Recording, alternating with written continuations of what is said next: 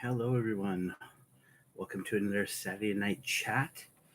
Got ourselves all set up here to do a little bit of medical repair on a poor battered brother who suffered a not serious but a small, not even medical, but weapon malfunction, and we have to help repair it. That's one of the things we're going to be doing tonight. We're going to be talking about the new points drops there, and some of the cool little things we can take from what got points drops, and what wasn't affected at all. So we'll deal with that today. Glad to see some people here. It's good to see everybody, and we'll dive into this.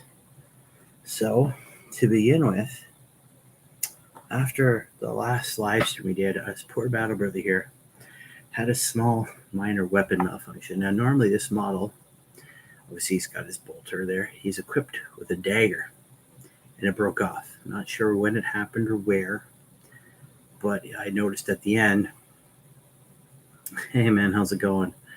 Yeah, it's Hellchild. Now luckily enough, I caught it earlier on so I could repair.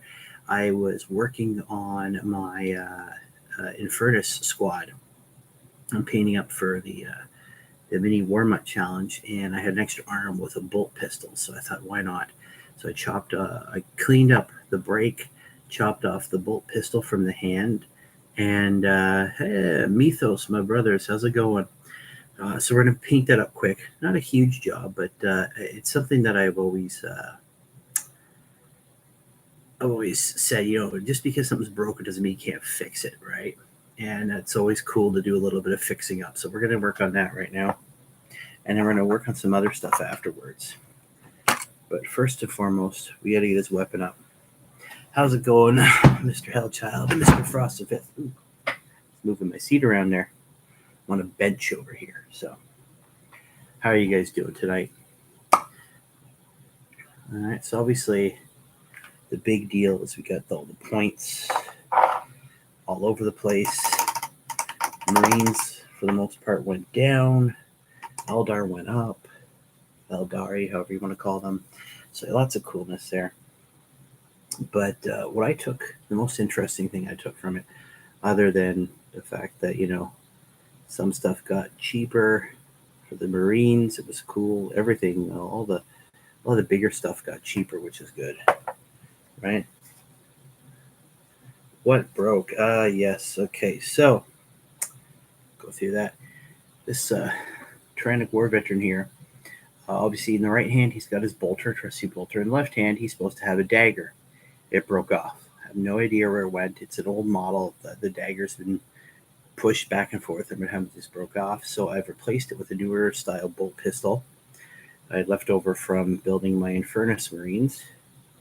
So we're just gonna quickly paint this up and get him back into ship shape and battle ready. So that's what we're gonna do right now. Just gonna get that up.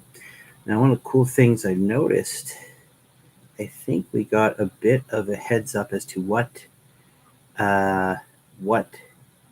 may be leaving us in terms of firstborn Marines and what may be staying. Obviously, with all these points reductions, a lot of things like the land speeders headed to work. Well, I hope you have a good time at work, my friend, and if you can listen on the way, please do. I appreciate you stopping by.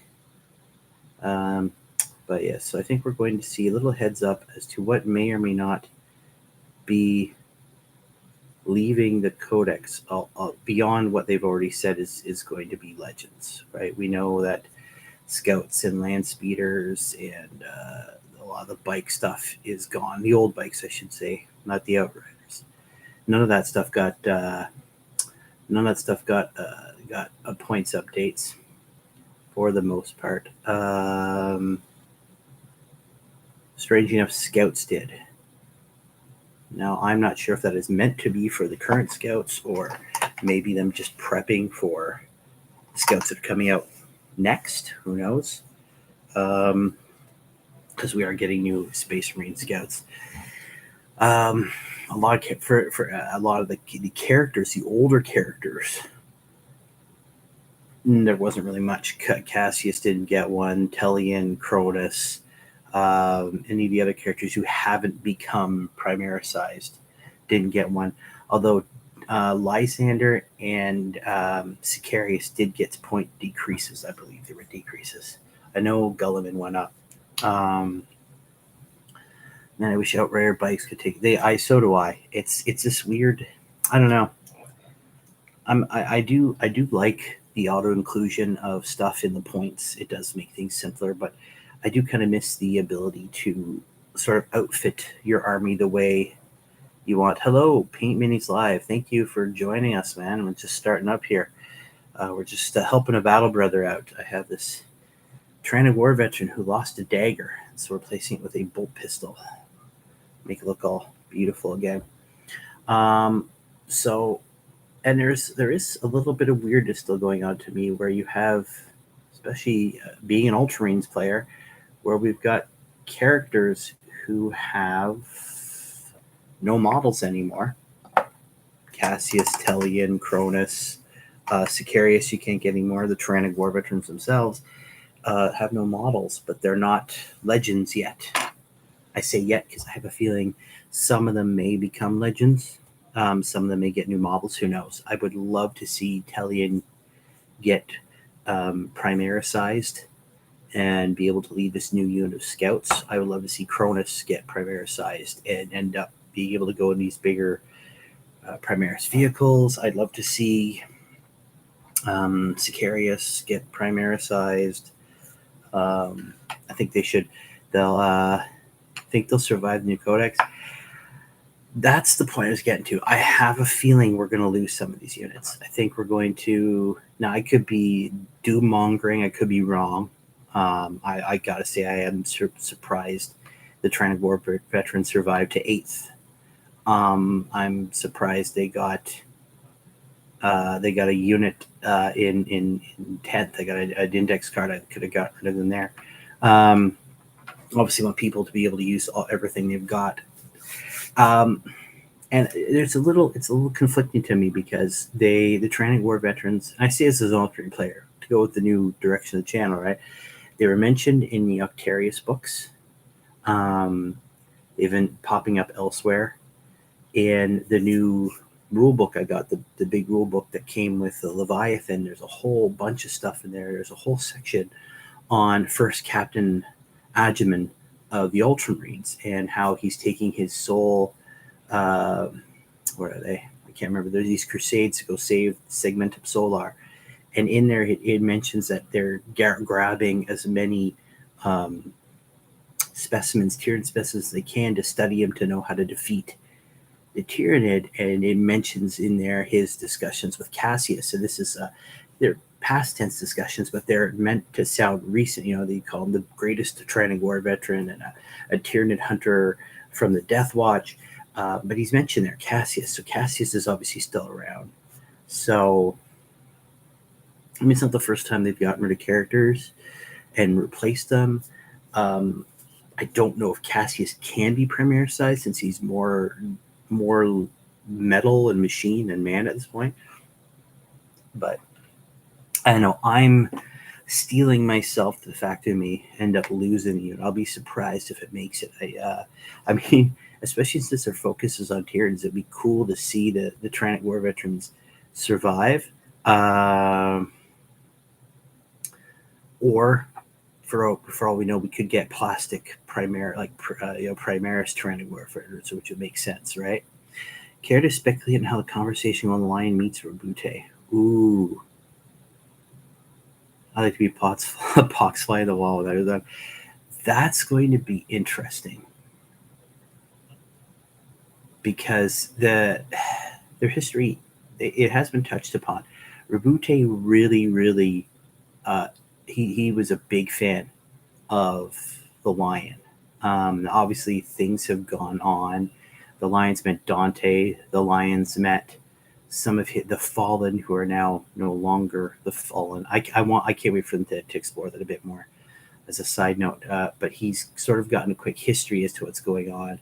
And he knows that Gulliman has brought in these new Marines, and he's done all this stuff to save the Imperium from what would obviously be a horrible fate with all these new Primaris Marines, these giant crusades. The meeting depends on how it goes. There's been a lot of this stuff is also, I've seen lots of stuff about abandoned storylines, and one of them is a civil war somewhere. Could there be a battle between Guilliman and the Lion? Could Primarchs coming back mean a civil war between the Primarchs, who, they have the old ways with them still? And if you look at the way all the Primaris units are, they feel like Legion units, right? Tactical squads are on the way out. Squads that do have a whole random assortment of weapons are gone now, right? If you look at it, you have intercessors that just have one sort of bolter. You have your hellblasters that are all just these plasma rifles. You have aggressors that have one style of weapon, right? Even your reavers and your suppressors and your eradicators are all one specific type of weapon. Even the new stuff, Infernus Squad, it's all those pyroblasters, right? No, there's no in between. It feels very much like the old Legion. So, but get back to your question, the Lion route, I think that conversation will be one of, I think the Lion will be wary at first, because let's see Rabute in this new armor, struggling to keep the Imperium from being destroyed. There's a new threat. The Leviathan has resurged. I think Rabute will be absolutely stunned to see his brother back and happy. I think there's going to be there's going to be a moment of relief. There'll be some distrust. There always is in 40K. One positive thing, I doubt the Lion will be against the Primaris. Yeah, no, I think he'll be absolutely fine with the Primaris. It's gonna be pretty crazy though. I think that sort of meeting.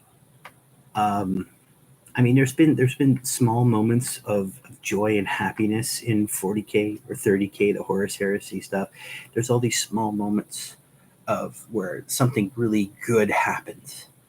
It's usually followed by something really, really bad, but there's usually a bunch of really, small trace of good things happening here and there. And the good guys usually end up winning a very Pyrrhic victory, but they usually end up winning. I think this will be one of those moments where it'll be two brothers finally back together again, right? Like, if you look at Guilliman right now, he has absolutely nobody in the Imperium who he can consider anything close to actual family. Yes, he's got all his Ultramarines and he's got all these, new allies, but he's also, people have worked against him. They've tried to kill him. To actually have someone he could call brother and actually mean it in a familiar way would be huge for him. I think that'd be massive for him in the long run. So I think that's probably something we may see. I hope so anyways. I'd love to see that. Yeah. But yeah, his Primaris Blade Guard, yes, he does. So I don't think the Primaris thing, that's also one of those storylines that seems to have been sort of abandoned. They were kind of making a big stink about it in early 8th, and then it kind of disappeared for a bit as an issue. This whole people not liking the Primaris. Primaris was supposed to be this next big cure for everything. The Space Wolves weren't supposed to have the Wolfen anymore because of it. The Blood Angels weren't supposed to be giving into their flaw, and yet, of course, the Blood Angels, Primaris still, had the Red Thirst and the Black Rage. Primaris Space Marines can succumb to the Canis Helix as well and become Wolfen. So, yeah, no, that's a great question. That's an awesome question. But so yeah, I think it'll be a moment fraught with tension. There'll probably be some suspicion and paranoia, but I think at the very end of it, it'll probably be at some battle too. They'll probably be forced to fight side by side. Two Primarchs, Imperial Loyalist Primarchs fighting side by side. How awesome is that going to be? That would be freaking amazing. They're going to fight it out. It's going to be a massive battle at the end. They'll shake hands, warrior style, and it'll be all of a sudden, the It'll be, you know, these two Primarchs against everybody, and the universe better watch out.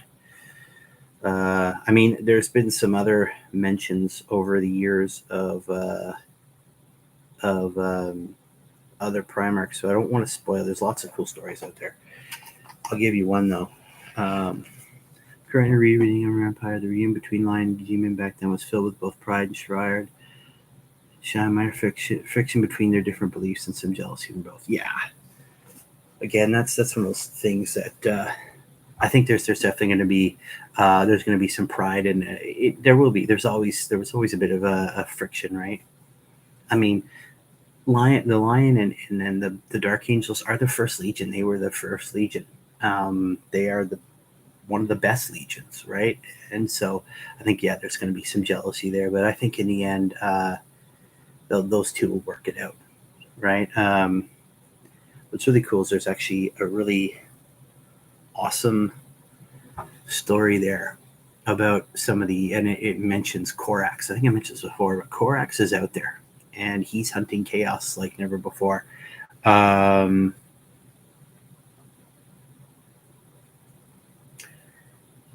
And I think it's going to show us, and even the Lion is featuring. I think we're going to have these chaos. You're going to have the traitor Primarchs who have, become demon Primarchs.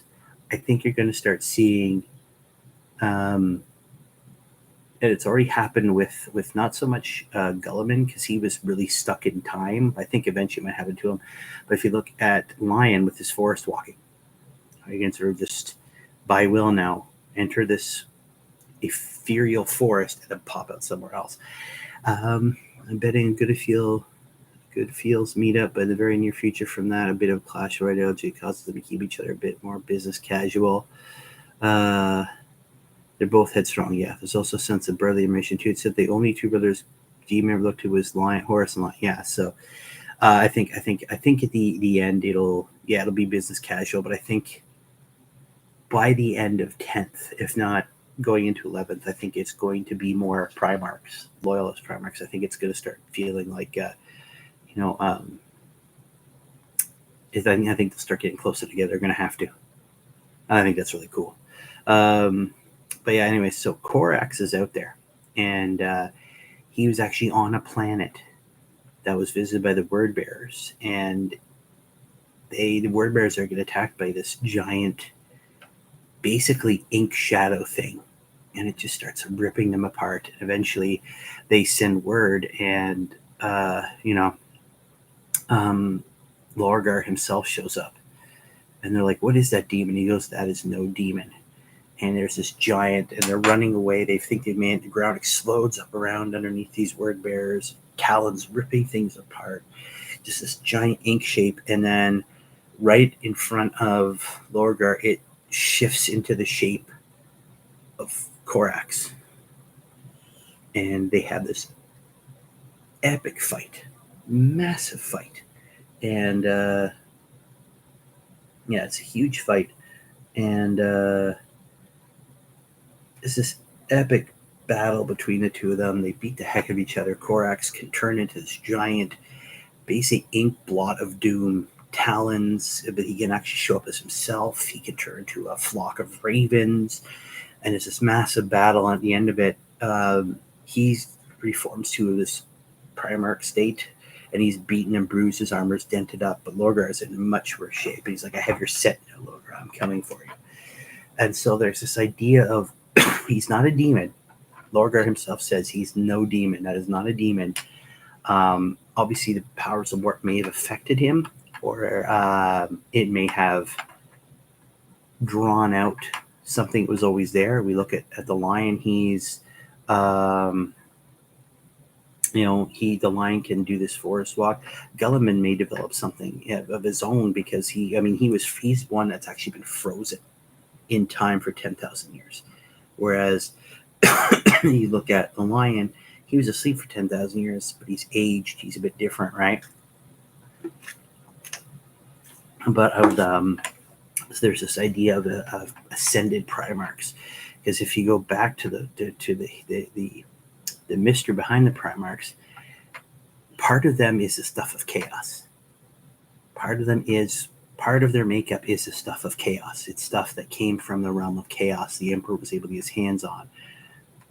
I like the Philly. They bring Primarchs back. It really ratchets attention. Absolutely has. I love the fact. I remember back in 2007, I started working at Games Workshop, and there was rumors going around about them doing a Horus Heresy book series.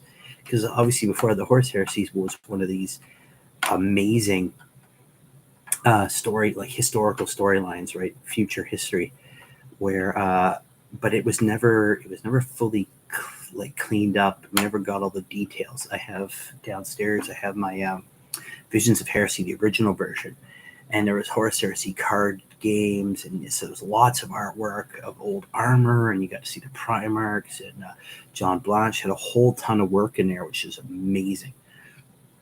But it was never fully cleared out. There was lots of major, big details, all the little important details gone.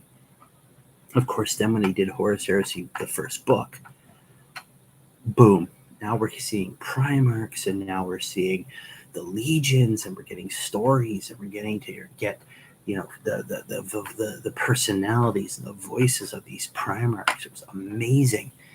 And then they said, oh yeah, we're making a Horus Heresy game. We're like, holy crap, we're gonna see Primarchs finally, right? Even though it's a Horus Heresy, and at this point nobody knew where all these Primarchs were. You knew that Guilliman was frozen in the Temple of Hera, or the Fortress of Hera as it was called then, and you knew that the lion was buried somewhere in the bottom of the rock, and you kind of knew where some of the other ones were. You knew Angron was they were all somewhere on one demon world or another, so you never knew it.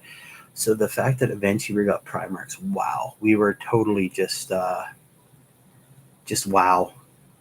And then to finally go oh, well, that's cool. We'll have Primarchs obviously for Horus Heresy. We'll never see them in 40k, and then Guilliman dropped. Power Corax may just be his own latent psychic power. They've always hinted at 30k books, even as a child's ability. Yeah, but that's the thing, is he can go unseen if he wanted to, but that was one power. But yeah, I think this is like a whole other level, right? It could be.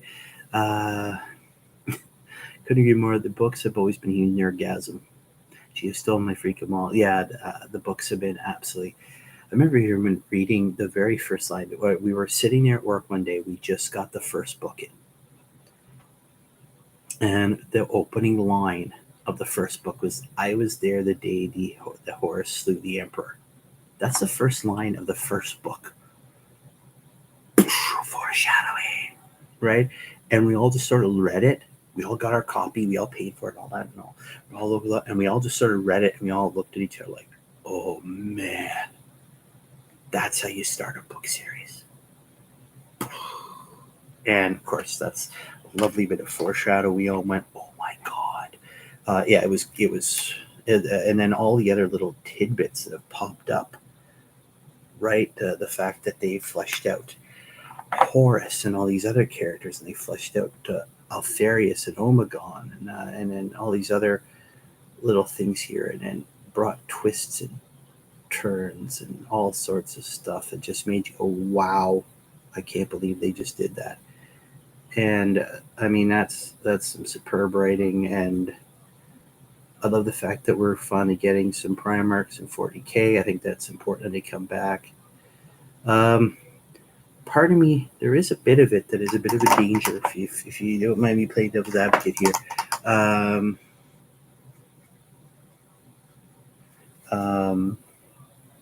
Of the escalation. Sorry, I gotta itchy ear. Escalation in terms of the storylines. It was one thing for, say, Warhammer Fantasy. That's not what I wanted. What did I want? I wanted that Frenzy. When they destroyed Warhammer Fantasy, the end time stuff, they escalated, and then they blew up a world. It's one thing to blow up a world, but escalating 40k is very, very difficult, because you can't blow everything up at once and then restart. People would lose their minds. Games Workshop would be destroyed. There'd be riots, looting, cats and dogs getting along, right?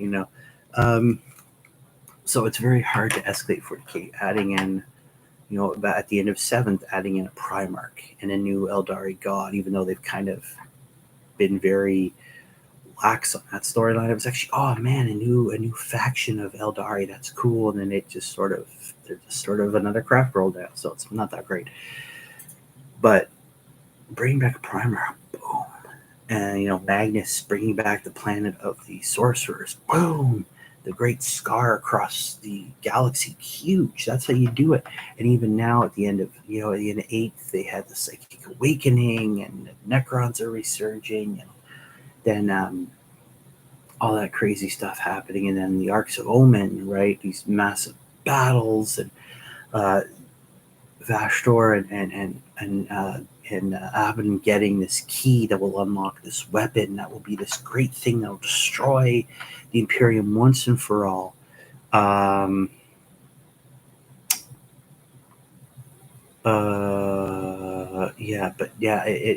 was it's hard to escalate, because now obviously they've switched it over where Leviathan's basically got a giant maw around the bottom of the galaxy. They came up this side, and they've been blunted a little bit, but that's like you chipped a tooth it's like chipping a tooth on a shark, right? And now the other side's coming up, and eventually just right. Well, unless they can somehow fend it off, right?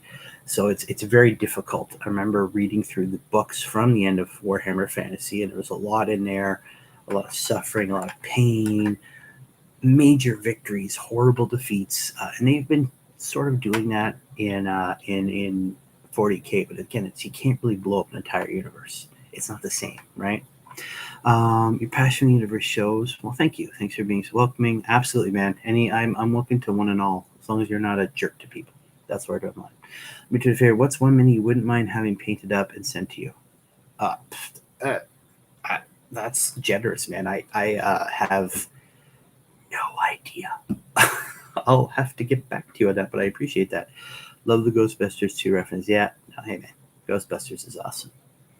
So we're almost done doing this guy up. So we got the bolt pistol pretty much done. It's a small fix, but I like fixing these things instead of going, oh, my model's broken, and giving up on it, because it's not what Marines do. It's not Ultramarines do. I'll never give up. I want to get them done, because... But yeah, no, Paint Minis Live. I'm always welcoming to everybody. You guys, we're here to have fun and talk hobby, so let's do that. And I love this universe, man. 40K has been my favorite since I stumbled into it in 2nd edition with the Ultramarines Codex, and it was called the Ultramarines Codex. It was funny. There were other stuff in there, but it was basically all about the Ultramarines. And they've changed over the years. There was the Matt Ward era where the Ultramarines were the bestest of the best, which was it went a bit too far. I think I've seen rumblings now that the Dark Angels are now the purest of all chapters, thanks to the Primarising stuff and what Call's done. Their Gene Seed is the purest of the pure. It's just for fluff fun. There'll be arguments over that. No, the Ultramarines are best. No, whatever. Just go kill the enemies of the Emperor. That's all you got to do, right? But yeah, just gonna try and get a little line highlighting done here on the casing of this bolt pistol. So I'll make it look nice and give a little bit of detail on there, because then we're done with this guy and he can go back to being a battle ship shape and battle ready. That's my new saying now. I've kind of adopted that. Ship shape and battle ready. Yeah, we gotta have our Marines ready to go and ready to kick butt in the Emperor's name. And there we go. So I'll show those guys off afterwards. He's back in the saddle, ready to go. But yeah, back to my original point. The points were cool. Lots of points reductions for the Space Marines. Haven't looked at the Blood Angel stuff. That's for someone else. Lots of cool points reductions. Guilliman went up. Obviously, those changes for devastated wounds. They're no longer mortal wounds, but you can't get saves against them, which is cool, which is good. All right. Obviously, trying to make the game a bit more balanced and fun for everybody. But yeah, I think the fact that there's a bunch of old stuff that didn't get any boosts at all, like no points reductions at all, think heavily leans towards those things and not being in the next codex. I could be wrong. I could be wrong. I could be horribly wrong. I hope I'm horribly wrong. I'd love to see Trinity War veterans around. The fact that they're still being mentioned offers me some hope. They didn't have to write in, all the cool stuff. But this is a new Tyrannic War. Like, I think the Ultramarines and the Blood Angels and would be tops for that, right? And, they're the guys who had the big battles, really big battles against the Tyranids. So who knows? But yes, Paint Minis Live. I will get back to you on that. What's one mini you wouldn't mind having Paint Up sent to you? Man, I don't even know.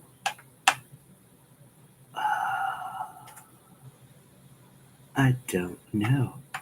I usually like to paint all my minis. I've never been one of those people that's even take your pick, Gulliman or Big E in the flesh. Well, I have Gulliman waiting downstairs to get painted. He's primed and ready to go. That's sort of been my secret. Also, I'll ruin that now. I do have Gulliman downstairs waiting to be painted. He's primed right now. I've been hesitant because it is such a beautiful model. I want to do it justice. Big E, my God. I don't know if I could want Big E yet. Yeah, Woot, yeah. I don't know. I like. This is weird because it goes back to sort of a personal preference. I love the fact that they're bringing up the Primarchs, and a lot of the story has been told. I do miss some of the mystery. I love some of the mysteries. What happened to the Primarchs? Where are they? I like that there was that mystery to even the Horus Heresy. You got the general gist of it, but you didn't get all the details. Now we have all the details, which is great because it's been an amazing story. But like, I don't ever want to know the two missing legions. I mean, we've got little snippets of like, they Russ wiped one of them out, and then at a certain point the Ultramarines just exploded in size randomly one day, right? And there's been other hints along the way that they might still be around, some of them somewhere. We don't really know, and I kind of like that enigma to it, that mystery. I hope they don't tell us. There was always a fun part back in the day of not knowing, so you could make your own stuff. So people came up, don't you forget to paint custom Tellian. Oh, damn. Hey, he's back. Yes, apparently I'm getting custom Tellian. I love Tellian, man. He's cool. Call the sides. Yeah, man. No, I will. I don't know, man. I don't know. I don't know. I'd have to search my brain pan for that one. But I appreciate that from both of you. That's awesome. Thanks, guys. Yeah, Tellian's cool. I hope he gets Primaris size, as I said before. But I don't know. I don't know. Ever since they did the Primaris stuff, I knew that the time of my collection was shifting, right? And I mean, that's why I'm trying to get these new Marines from the Leviathan box set done up for this challenge, because I want to start replacing some of those models. Like I've taken my, I mean, I'll still use them for fun games. I've taken my Assault Squad out. I've taken my my de facto command squad out.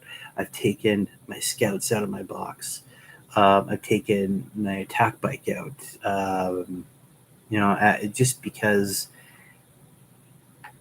if they're not going to be in the codex, I kind of want to stay. I'm not a meta chaser, but I definitely want to stay sort of up to date.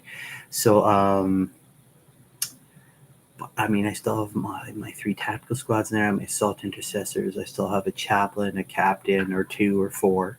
I've got my characters still in there because they're still not legendified yet. I got my Tyrannic War veterans. But yeah, now I have aggressors. I have a Primaris lieutenant. I want to get this Inferno squad, the new Terminators, the new Librarian, the new Captain, and I've only done a 5-man squad. I'll get the other 5 done after the new Ballista Dread. So I'm trying to replace stuff, right? So yeah, we'll see what happens. Obviously, I'm also kind of prepping for it because I think the general consensus is now that anybody who can sort of read the way things are going is that probably by the end of 11th, I would say maybe the end of 10th, but definitely by the end of 11th, there will be no more firstborn Marines. The whole line will be replaced, and you won't have any more rhinos, no more razorbacks. You'll probably still have drop pods, but yeah, no more rhinos, no more razorbacks. It'll all be the new stuff. No more predators. You'll probably still have land raiders, right? But I think a lot of the stuff will be replaced. There'll be no more tactical squads, right?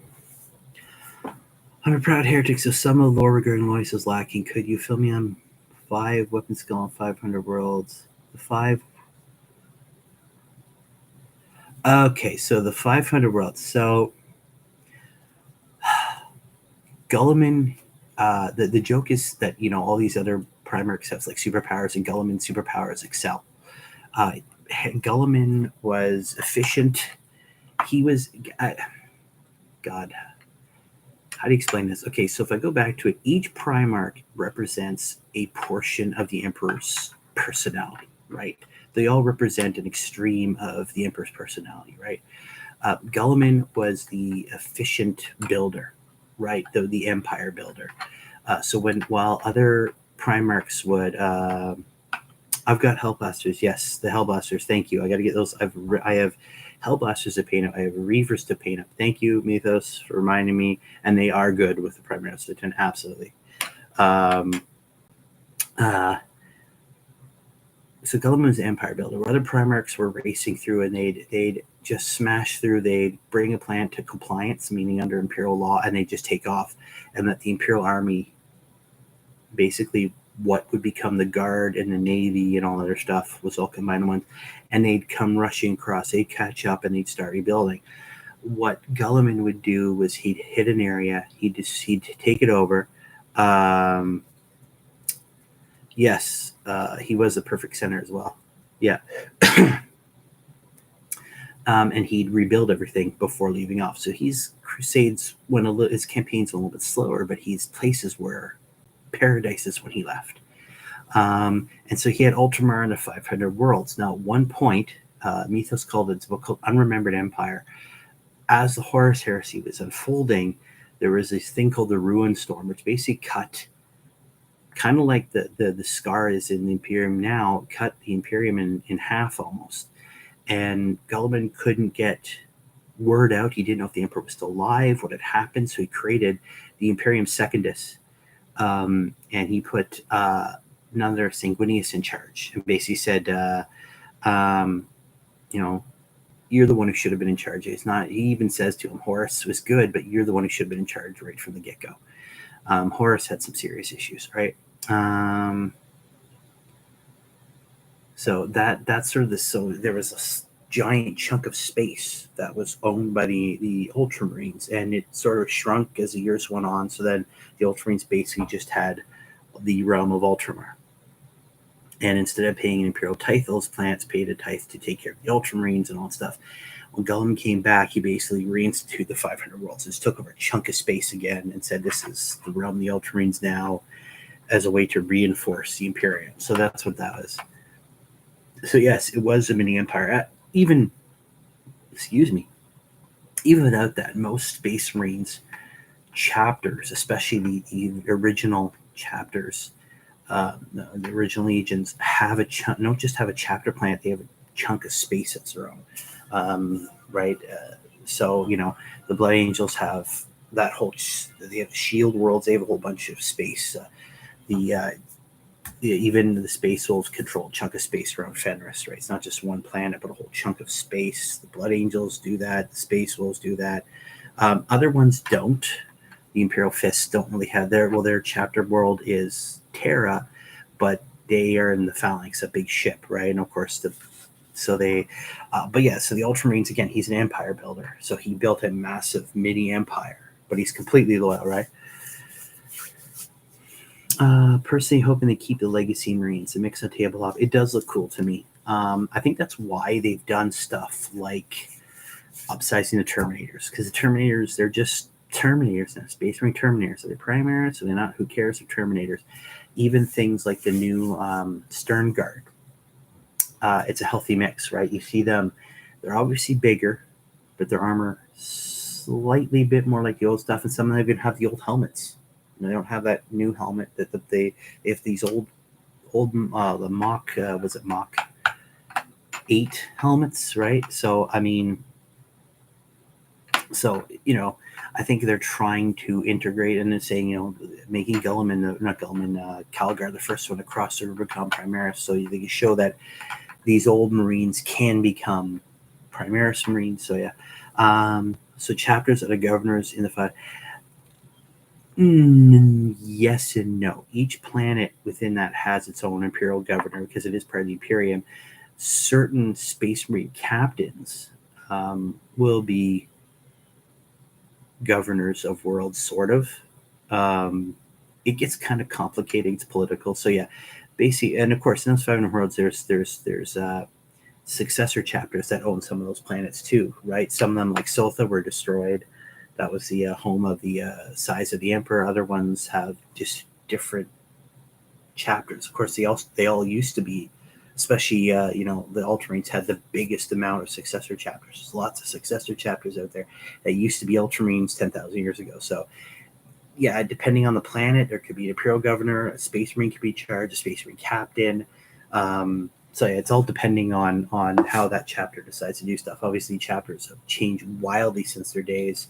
And even back in the Horus Heresy, the legions were huge, right? It wasn't just 10 companies or 12 great companies or whatever. You could have hundreds of companies. You had tens of thousands and hundreds of thousands of Marines in certain legions. So, and each company had a chapter master, right? So for instance, if you take like, what kind of thing, Blood Angels, the Flesh Terrors were a actual one company from the Blood Angels that when they were separated became an own chapter, right? It's like you have Howling Griffins or the Black Templars from Imperial Fist. The Imperial Fists were this giant legion, and the Crimson Fists were one company, and that was their name. They were the Crimson Fists, but they were Imperial Fists. And you had the Black Templars, who were Imperial Fists, but they did things a bit differently. Just like every company had its own feel, much like every company does now, but it was different. So, yeah, it was weird, right? It was there was no Imperial Guard in the Heresy era. There was the Imperial Army, which mixed Imperial Fleet, the Aeronautica guys, what would be the Imperial Guard, were all one big thing, right? It was like if we took the American Air Force, Navy, SEALs, Marines, all that cool stuff, and just called it the American Army, right? It wasn't the Army, but that eventually, thanks to Gulliman, got broken up after the Heresy. So then you had the Imperial Navy was its own thing, Imperial Guard was its own thing, the Aeronautica people were their own thing, and it separated the power a bit, because obviously the Horus Heresy showed that one person in power is a bad idea, very bad idea. But yeah, so he is now dried and fixed. I don't know if you can see that very well, but now he's got a bolt pistol. Just a little fun there. He's got a new style bolt pistol. So now he's back with his brothers. I don't know. I keep saying this. This is probably one of my favorite models of all time. The Training War Veteran there. I use him as my sergeant. Throwing a grenade. I just love that model. It's a very, very cool model. But yes, no, that's that's what I took from all. Hey, no problem, man. That's what I'm here for. I got too much 40K knowledge up here. I got to get rid of it. That's what I took away from all that point stuff. To get back to that, as we've circumvented a million times here, I kind of have a feeling. I said probably by the end of 10th, which is 2, 3, maybe 4 years from now, we'll probably see all those kits gone, even tactical squads, Devastator squads gone. I have a feeling, especially since they took those new, what are they, The ones with all the missile launchers, I can't remember what they're called right now. They're now a 5-man squad. Those be changed. They can't be 10-man. They're 5-man squads. Desolation Marines, I can't remember. The ones with all the missile launchers. It escapes me. Maybe I'm right. I don't know. It's getting late here. My brain, no worky. We could end up seeing another squad that'll take over for Devastator squads, and it won't just be this missile thing. It might have other options in there, and it'll probably end up being a single weapon option, right? So maybe you can choose a weapon, but who knows? And tactical squads, I mean, who knows? They're not really used anymore, and I don't know. I'm still going to run them because I think they're cool, and I've had them forever, and I don't want to get rid of them eventually. Well, I got to get myself some intercessor squads. The other thing is the game has changed enough now that I'm seeing armies that don't have a single battle line squad in it. Battle line squads generally now are the ones that have the higher OC in them, and you're adding the OC together. So a 10-man squad of Infernus Marines would only have an OC of 10, where a 10-man squad of Intercessors has an OC of 20, right? So at least I think that's pretty sure how I'm pretty sure. Please correct me if I'm wrong on that. But yeah, so I could see that being a but I see a lot of armies out there that don't even have any battle line squads. So things like tactical squads may just be phased out because they're not necessary anymore, right? There's so many powerful new units. And for those of us who've played a long time, it is kind of a something I think it's hard to let go of because we've had them for so long. I mean, I remember back in, second, third, fourth, your troop choices were scouts and tactical squads. That was it. Nothing else. That was your troop choices, and you had to have at least two. So you usually took 2 tactical squads, maybe a scout squad added in there.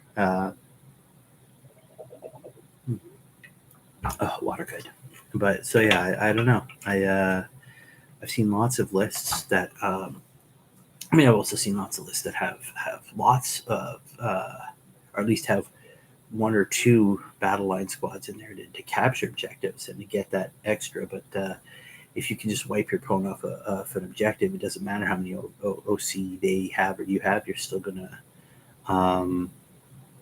be able to take that objective. Actually, what I liked about it, I don't know if I have it here. I think I do somewhere. Was they came up with that new battle from a Craig, which is sort of a last stand type mission, which I think are classic. I love these these sort of last stand missions. Reminds me some of the old days in third and fourth, especially some of the Forge World stuff where it didn't really matter about balance. I mean, balance is a big thing now because it's become very competitive. And when everyone's being very competitive and there's big tournaments and rewards and all that, people want balance because they want the game dictated by skill and, a slight bit of chance, but not by the fact that my army has super powerful rules that your army can't contend with, right? But back in the glory days of, third and fourth, you had missions that were completely one-sided. And you won on you won on mission parameters. Right? I think balance is important because once again, it is balance is important, and there's been lots of times where balance has been out. It just wasn't as important because it wasn't as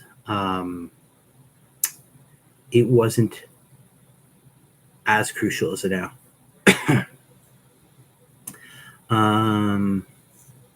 Yeah, so but back in the day, you had missions that were completely one-sided. You were going to lose every single model. Could you fulfill the mission objectives before that happened?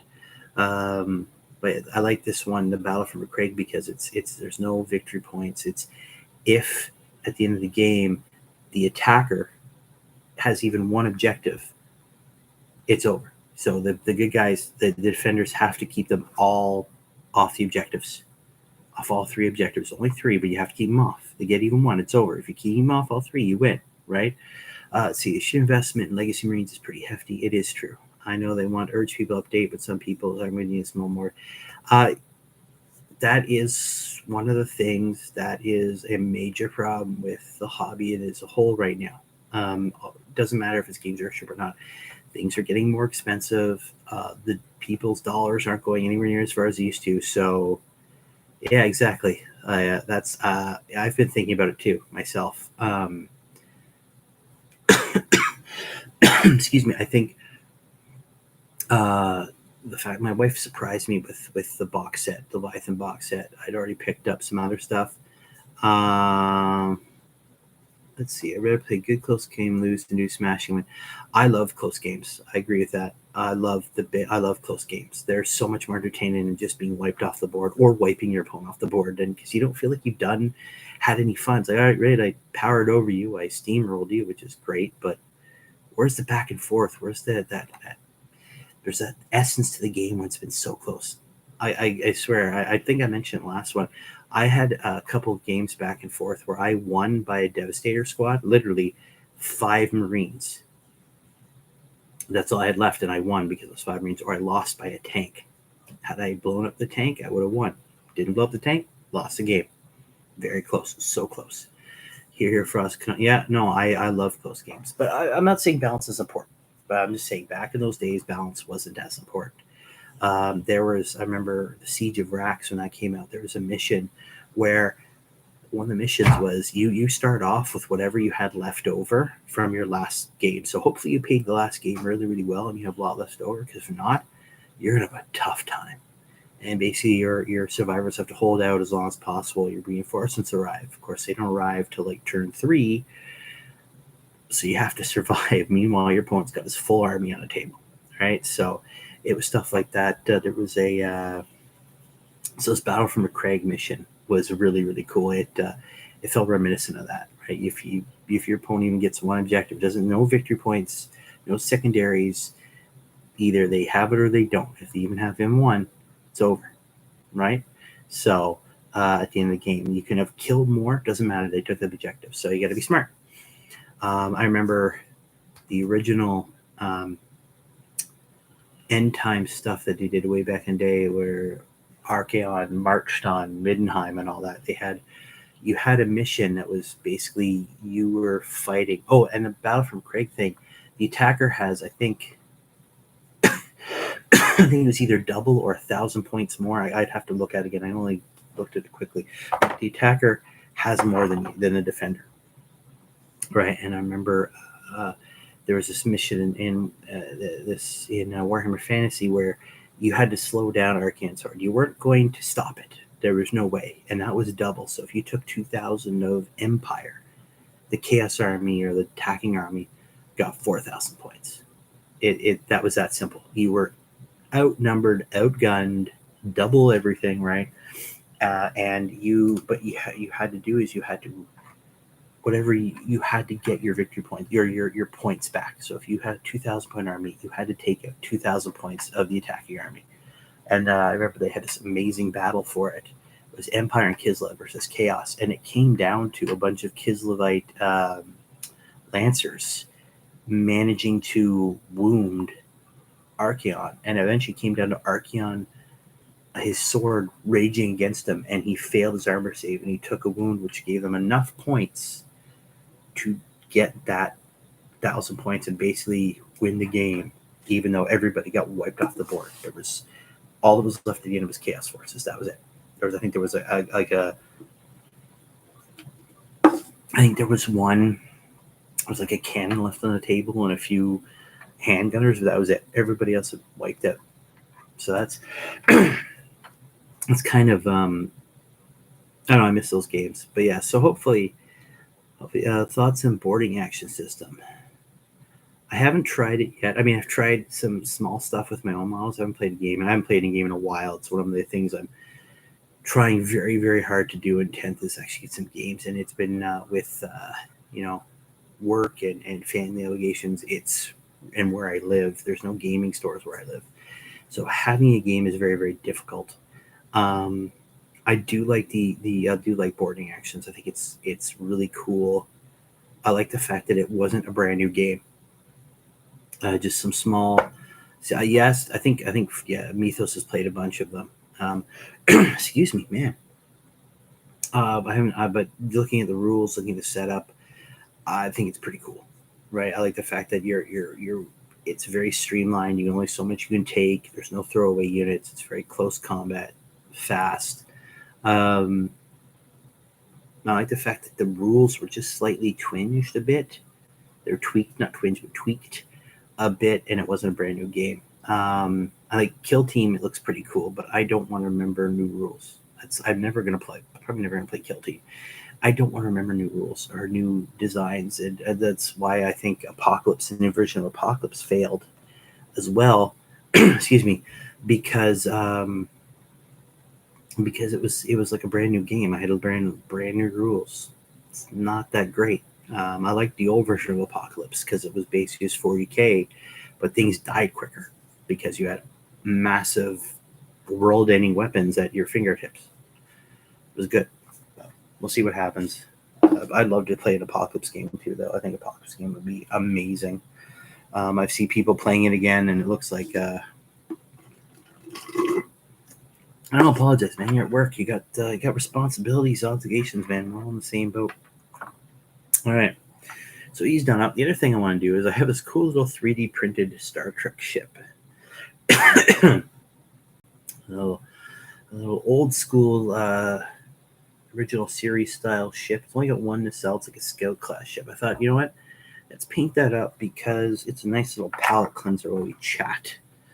Everybody's, yeah, man, you got to do what you got to do. Right? I don't begrudge people having to work. I got to work myself a lot too. It's and this week was crazy. It was absolutely crazy this week. I can't find one. Oh, there it is. Looking for. I need some gray sear here as my base. Yeah. Now the other thing I wanted to mention while I still think of it here, because my brain I wanted to mention and tell you guys about is next week. Next week I am going to do a bit of a Q&A. I haven't done one in a long time. And I love getting questions from you guys. There's been some amazing questions from Paint Me Lie there, because they're trying to figure out the history of all this crazy stuff. Excuse me. They're trying to figure out all this cool stuff, but I'd love some questions from you guys. Because I like to get questions, I like to chat with you guys, I like to get to know you better, I like for you to get to know me better. Right? That's what it's all about, right? Community. So if you have any questions, please let me, send them to me or ask me next week. So if you're building a new Tranic Vets for Primaris, will you mix armor marks or just use one? Oh, that's an interesting question. See, what I liked about the old models here is they got their own sort of specialized armor, right? They had this layer. It wasn't normal power armor, right? I mean, to some extent it was, but there's some nice little mixes in there, right? Like some of them didn't all have the shoulder, like the knee pads that the standard Space Mariner had, and their plate armor had these Tranic War Veteran symbols on it. The eagles were all gone. I'm just looking at them right now. Yeah. And you even have the guy that I use as my sergeant had this, instead of having just the normal chest plate and then he actually had like an extra layer that went down, and he's got the symbol on it, the Ultramarine symbol with the sword through it. It was kind of like Cassius's armor, right? It was a weird mix of these different armors all brought together. So I'd probably do something like that. I think I would probably mix. I'm trying to figure. It would probably be the Tacticus armor. So something along the lines of the new Stern Guard, right? The newer armor. I don't think it'd be Gravis armor. I think that would make them too slow.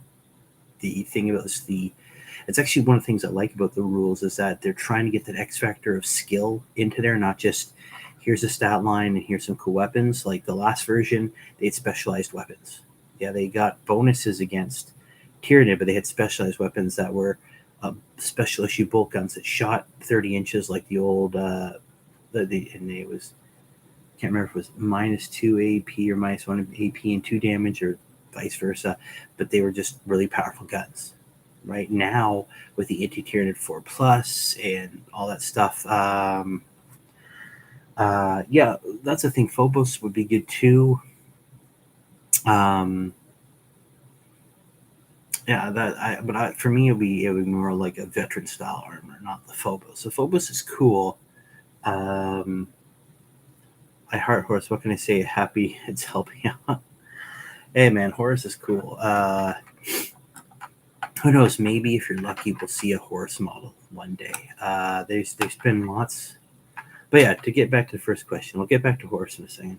I don't know. I think mostly I'd go for some veteran style armor. I think there's with the trend in war veterans, there's this need for speed and efficiency, which something that the Gravis armor wouldn't allow. It's too slow. Termini armor is too slow. Phobos armor might not be. I mean, it's still 3+ armor save, but it seems a bit. I don't know if it's enough, right? I don't know. Just in terms of the look of the Marines at point, I think I'd probably just go for the tactics armor, right? But who knows? Maybe the Phobos armor is a good idea. I didn't even think about that. That's awesome. Yeah, it could be the Mach 10 or Phobos. I don't know. I think they would definitely not have bolter rifles. I think they would go for something that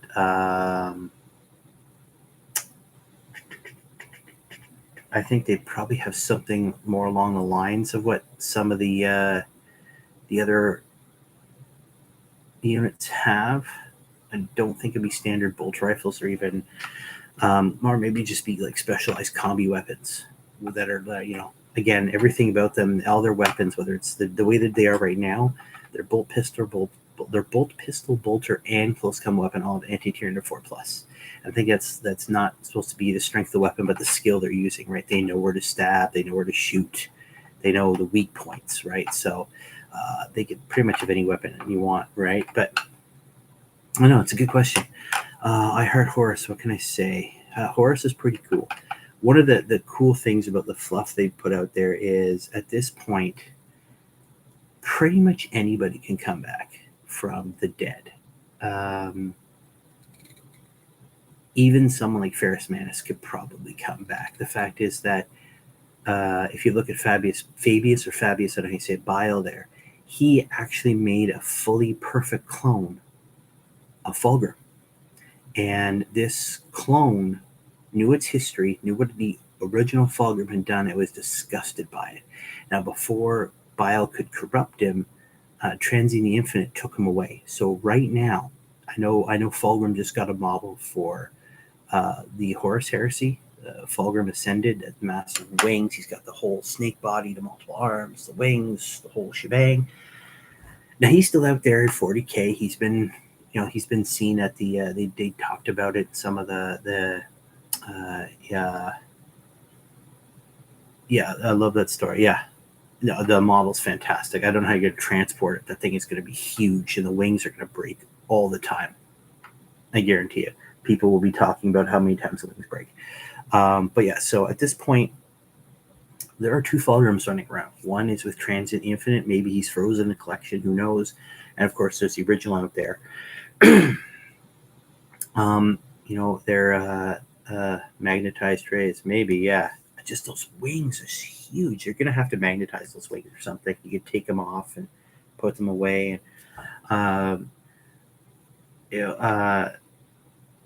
Even Abaddon's ship. There's been stories about this angel running around destroying stuff, killing legionnaires. Now the difference between Be'lakor, he's plastic, whereas Fulgrim is resin. And yes, it's not the failcast resin; it's better stuff, but still, that's. If I had that model, I would never move it. I would put it away and be like, "This is never moving. I will never touch this model again." Right? It's the same fear I'd have if I had like a Thunderhawk, which I would love to have a Thunderhawk one day. But oh my god, the thing is massive. Like, I would never want to bring it to games. It's like, hey, here's your Thunderhawk. I'm gonna put this big model down here, and I'm never touching again the rest of the game. It is just gonna stay there. I don't care if it flies. It's going to stay right there. So stand there and shoot from there. It can hover. I don't care what you want to do, what rule it has. It's going to just stay there. And then, right? But yeah, I mean, so there is cloning out there. Obviously, the other big one is, what do you do with someone like Sanguinius who was killed? But there has been stories recent ones about this angel being that's roaming around the Avenon's ship there, attacking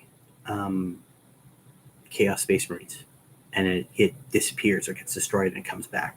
So there's a very good chance that maybe the very soul of Sanguinius is stuck on that ship. Now, how cool would that be to see in one story like Blood Angels finding this out and storming his ship? It's the Vengeful Spirit. Thank you. I want to call it the Spirit of Vengeance, but that's Ghost Rider, the Vengeful Spirit, and getting the soul of their Primarch back, and somehow maybe the Sanguiner gets merged with that old sense of winning is back. Even Ferrous Manus could come back. I'm sure at some point someone has a way to bring Ferrous Manus back. There's got to. I mean, it's 40K. It is verging on comic book level shenanigans when it comes to death. Things just normal characters are died by the dozens, but these special characters, right? These big ones are Primarchs. Death is not the end for them. Not anywhere close to the end. Like the Night Haunter, he's not dead. No, he's not dead. I don't think an assassin took out the Night Haunter. I think the Night Haunter knew exactly what's coming. He made it look like he was dead, and he's hiding away somewhere. If I acquire a I'm making a mold and recasting a thing in a more elastic resin plastic and copy MP3s for proceeds. I'll put it and break a mold. Yeah, that it's a gloriously beautiful model, but I would be incredibly scared to touch that thing because that thing is going to shatter. I've been there. It's probably one of the most heartbreaking moments of my career as a Games Workshop staffer. We had a Warhound Titan knocked off the table, and it hit the ground and unsalvageable. It was done. They say his corpse resides in a coffin. Well, maybe, yeah. Again, that's one of those things that they'll have to fully flesh out. I mean, some of the artwork's got people a bit freaked out. If you look at the new rule book, which I should have brought up, I don't know. The way that the Emperor's drawn is he's a little less dead than before. And even in some of the books, after Guilliman is used as the ultimate weapon by the Emperor. The Guilliman is lying dead. He's been struck down by a disease designed to kill Primarchs by another, the Mortarion. The Emperor uses powers to bring him back and blast a shot of energy out of his sword that not only damages Nurgle's garden, but wounds Nurgle himself. Yeah, Mortarion's not in Nurgle's good books right now. Nor is Kulgath. They're both in the doghouse right now. Couldn't agree more. The sculpts are beautiful, man. Some are just they're way too delicate. I saw it happen with the Warlord. Oh my god, that's even worse. Oh, a moment of silence for the Warlord Titan. Oof. I know. When it happened, the whole store went quiet, and I don't know who knocked it over, but the guy just looked heartbroken, just destroyed.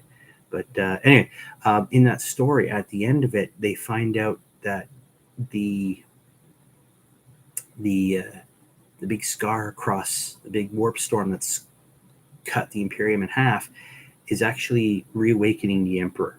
And so Guilliman's like, okay, well, maybe it's time to talk about bringing Daddy back, right? Right? So I don't know. We shall see what happens with that. I'm excited to see what happens with it. But I think if they ever decided to, and I think there's a logical conclusion eventually to it, I think if they ever decided to, we could see the Emperor and Horus return. We could have another maybe end to Warhammer 40,000 and sort of have an Age of Sigmar rise version of Warhammer 40,000, where you could be a new Great Crusade. The Emperor's back. Age of the Emperor, right? Don't quote me on it. I'm going to build a Lucius Paramount Lord. This is supposed to be Dark Imperium Book 3. Yes, I believe it was. I hope I didn't spoil it for anybody. Sorry, I should have said spoiler, but at this point, the book's been out for a while. Going to build a Lucius Paramount. Mine was wrecked in shipping. Yeah. You can, if it gets wrecked in shipping, Forge World is usually pretty good about getting you a new model. Right, they're usually really, really good about that. I knew, well, at least they were when I worked there many years ago. We actually had a guy who got a Thunderhawk, and when he got it shipped, it was way too warped, even for him to salvage, because sometimes it gets warped in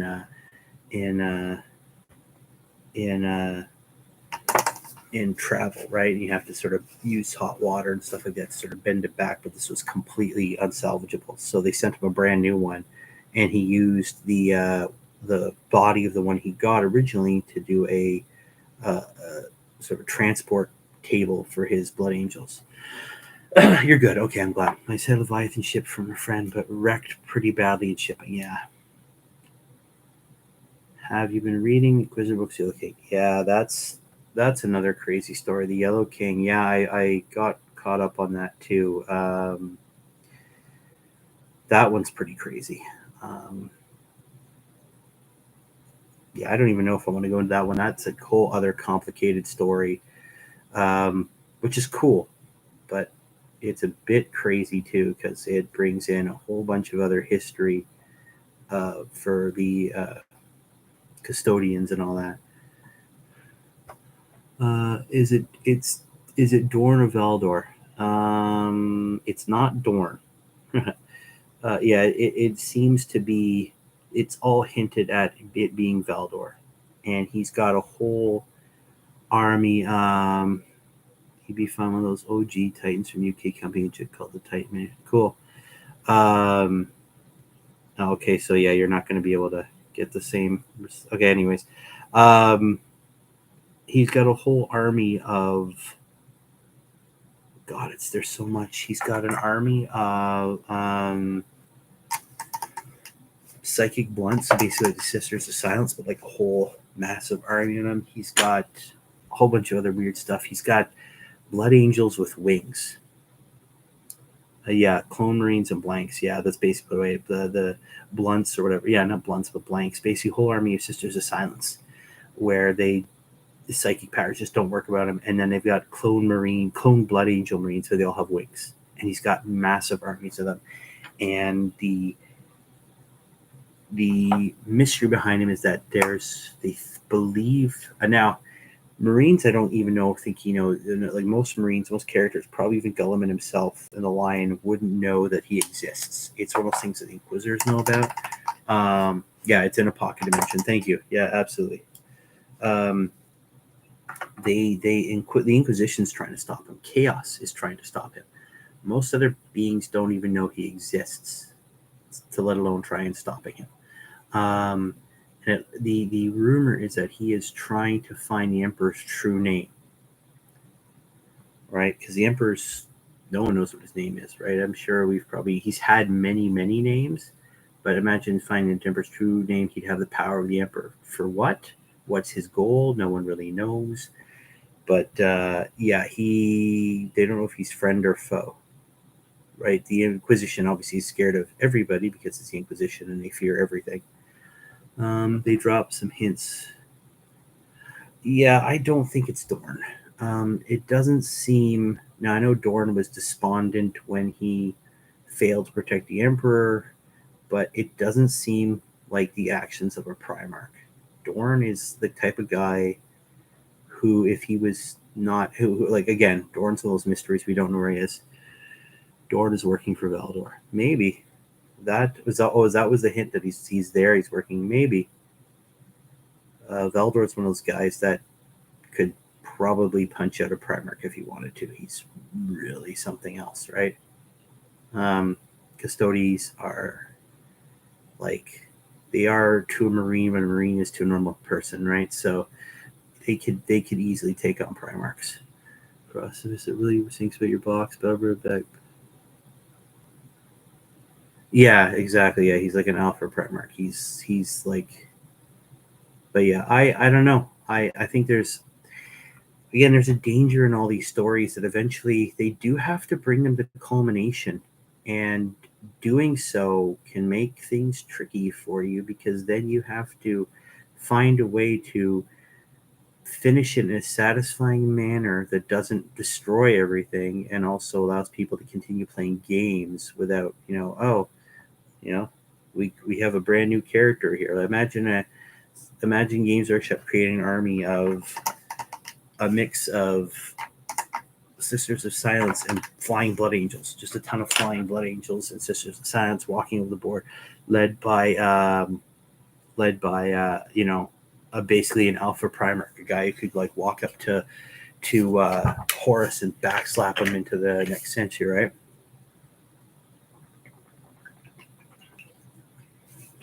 It worked out. I was able to salvage most of it in 3D print placement parts. That's cool. Well, I'm glad that worked for you, man. But yeah, no, there's lots of cool little backstories. Now, me personally, I love all those stories, but I've always been more of a. I've always liked the stories that aren't so epically themed. I mean, those stories are great. Don't get me wrong; those stories are amazing. But I also like the ones that are a bit more personal. I've always been. If you ever look at my army, I know people will have all sorts of stuff. I've always been about the boots on the ground, the little guys. I love these little guys, right? My train of war veterans, even that, just the basic Marine, whether it's this guy or a new Primaris Marine. I've always been about.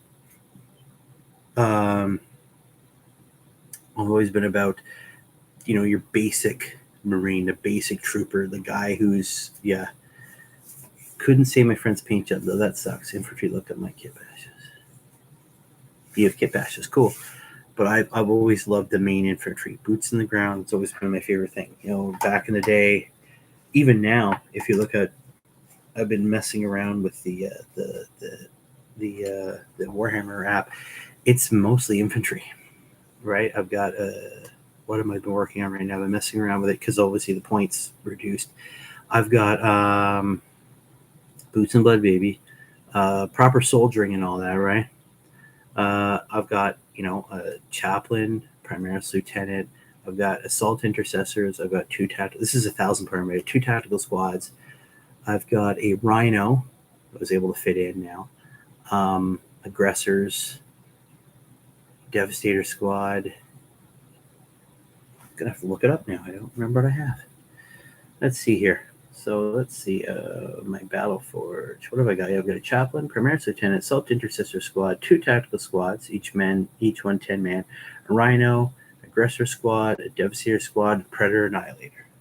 So lots and lots of infantry because tanks will win you wars or win you battles, but infantry win you wars, right?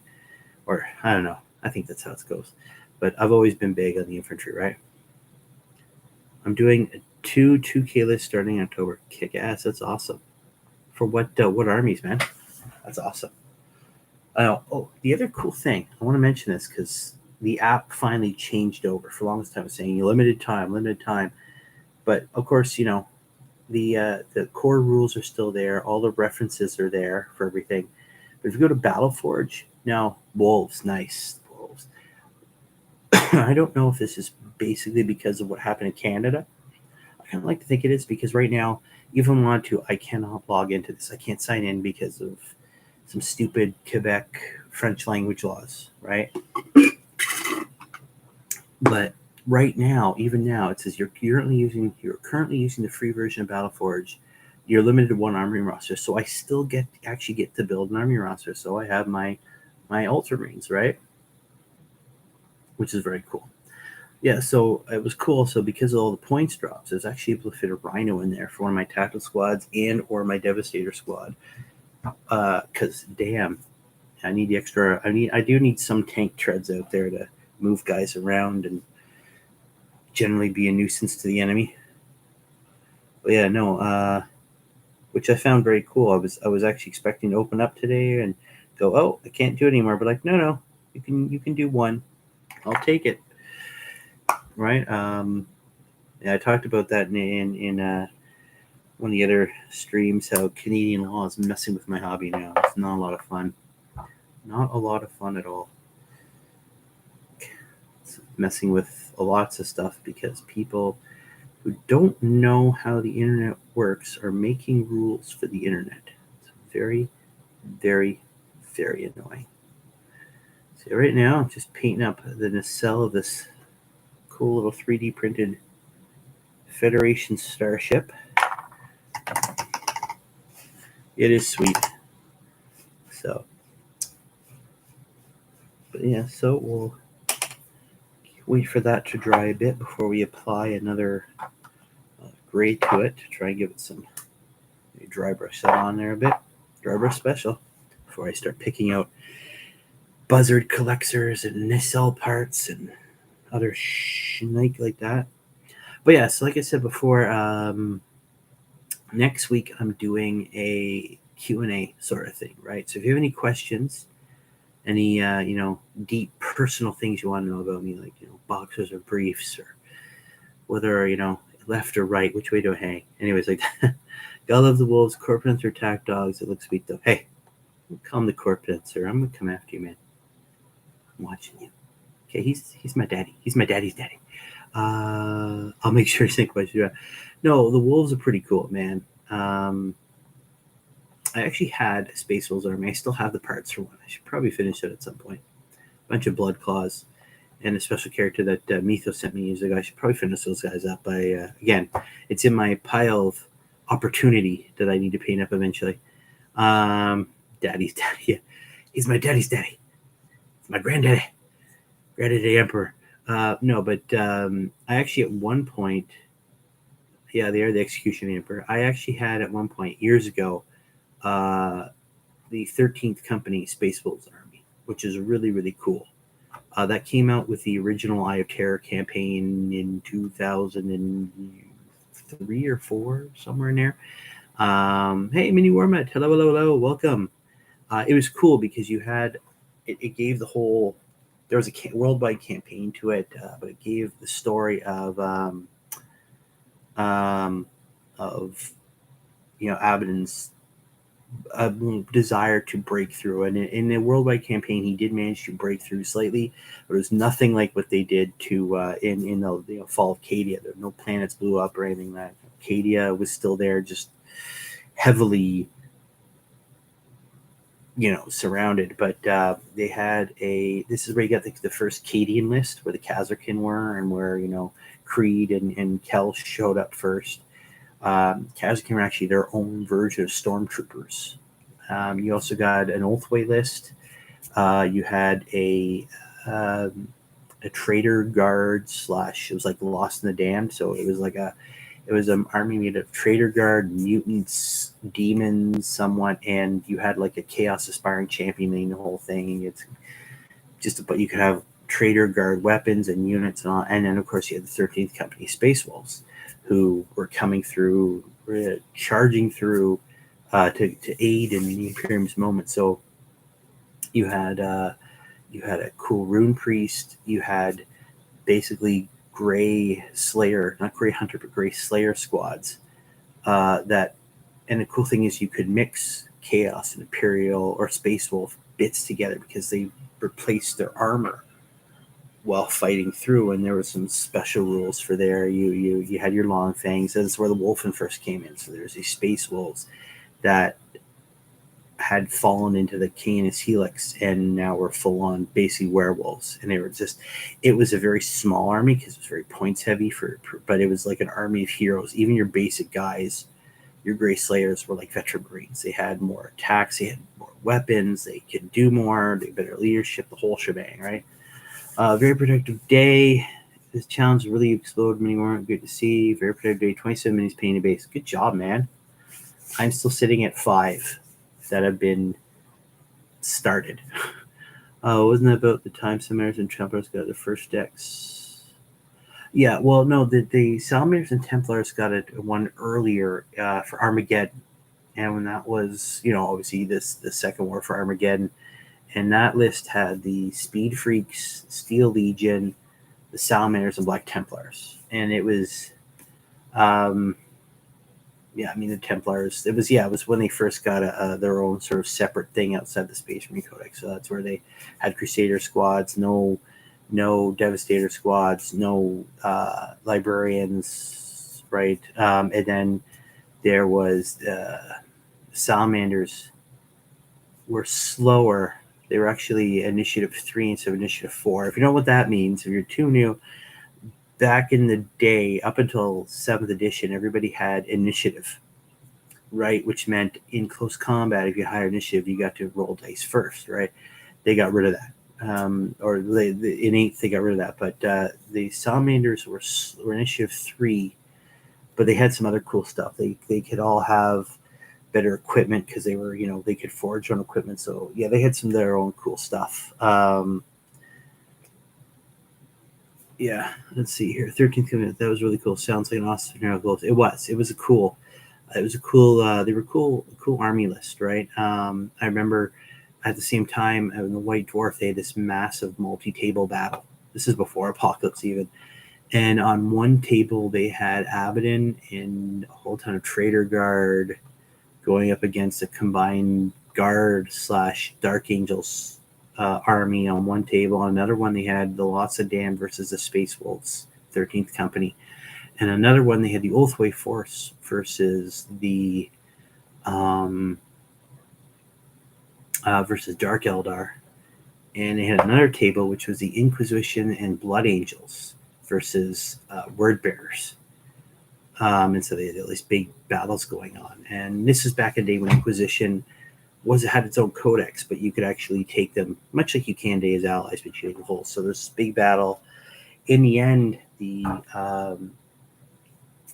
Oathway beat the Dark Eldar, the Inquisition Blood Angels beat the Word Bearers, and the Space Wolves beat the Lots of Dam. Again, they were just grueling battles.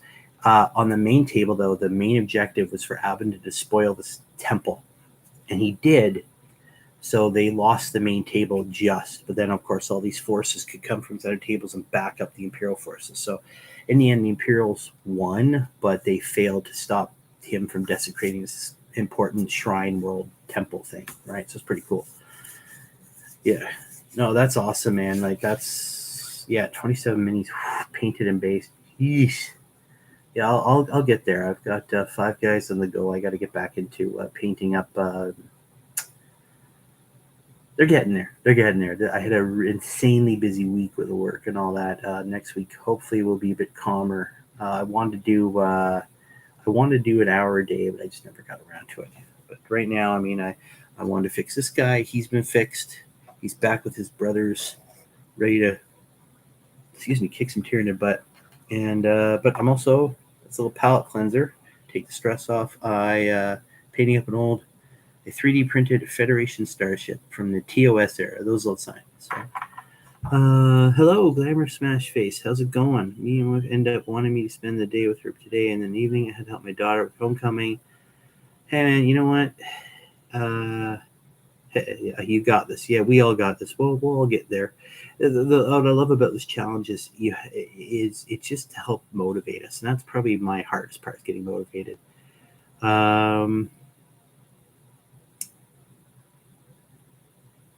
I just put 2 together. Is Glamour Smash Face Roxy? Did I not know that? I am so sorry. I apologize for not knowing that. There's so many. I've actually had a lot of people rebrand. Okay, cool. Well, that is good for me to know. I am sorry, Roxy. I did not know that. I'm glad to see you here. Thank you for showing up. That's awesome. I apologize. I want to enter, but bits won't be your time. You know what? The thing is, these challenges will happen again. Hell, one of us could, at the end of the month, could issue our own challenge to keep people motivated. I think that's the best part of this is it's just to keep each other going, right? It's the real life gets in the way, I think, a little too often sometimes. So we'll all get there in the end. But yeah, well, it's good to know. And I didn't know with the rerun. I apologize for that. All right, where was I? So no, I need. Where the hell did I put it? It was right here. It is okay. There it is. Good. If you see an orc glyph with a crown, that's me. Mythos made me by Curse City last night. Actually, it was really cool. It's sort of a long story when they are, but my brother-in-law, who no one really sees very much, he, due to a whole bunch of different reasons I'm not going to, he actually gave my son, my oldest, he's on the autism spectrum, so getting him to do stuff, it can be difficult, but he gave my son an unopened package of the Warhammer Age of Sigmar Dominion box set, the big box set. So he's really excited about that. He wants to get the Stormcast Eternals done before the Cruel Boys. He got Curse City, and he got Blood Bowl. So it's been pretty crazy right now with school starting up. I think when things settle down, I think we're going to get some games of Blood Bowl in, and we're going to start building Dominion. Let's go on here. It was Freak's fault, remember? Oh yeah, blame Freak because he's not here, man. Come on. I got a box of old orcs looking for that. Go to Roxy. Just gotta find them. Don't know if she want any Savage Orcs. Ugh. Okay, it's funny you mentioned Savage Orcs. So I follow 6+ Devo. Oh, I have Dominion. Not me. My son has Dominion. It's his box set. It's his box set. It was actually funny. I followed 6+ Devo, and he actually took a bunch of I can't remember which orcs they are, but he made them into Savage Orcs. And that actually made me nostalgic because I remember when that list came out. I actually have the 2004 chapter proved.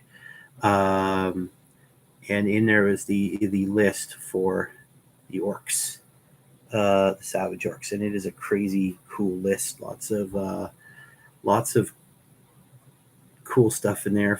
It's when Weird Boys sort of made their first appearance, and you had hunters or huntas, which were your shooter boys. You had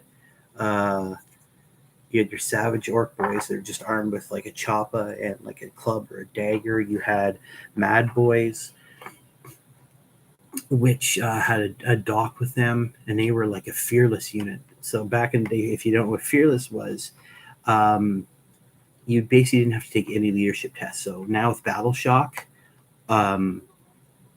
if you put it in terms of the game now with Battle Shock, you wouldn't ever take a Battle Shock test ever, right? They were fearless because they had a dock. You had orc boys on, you had boar boys.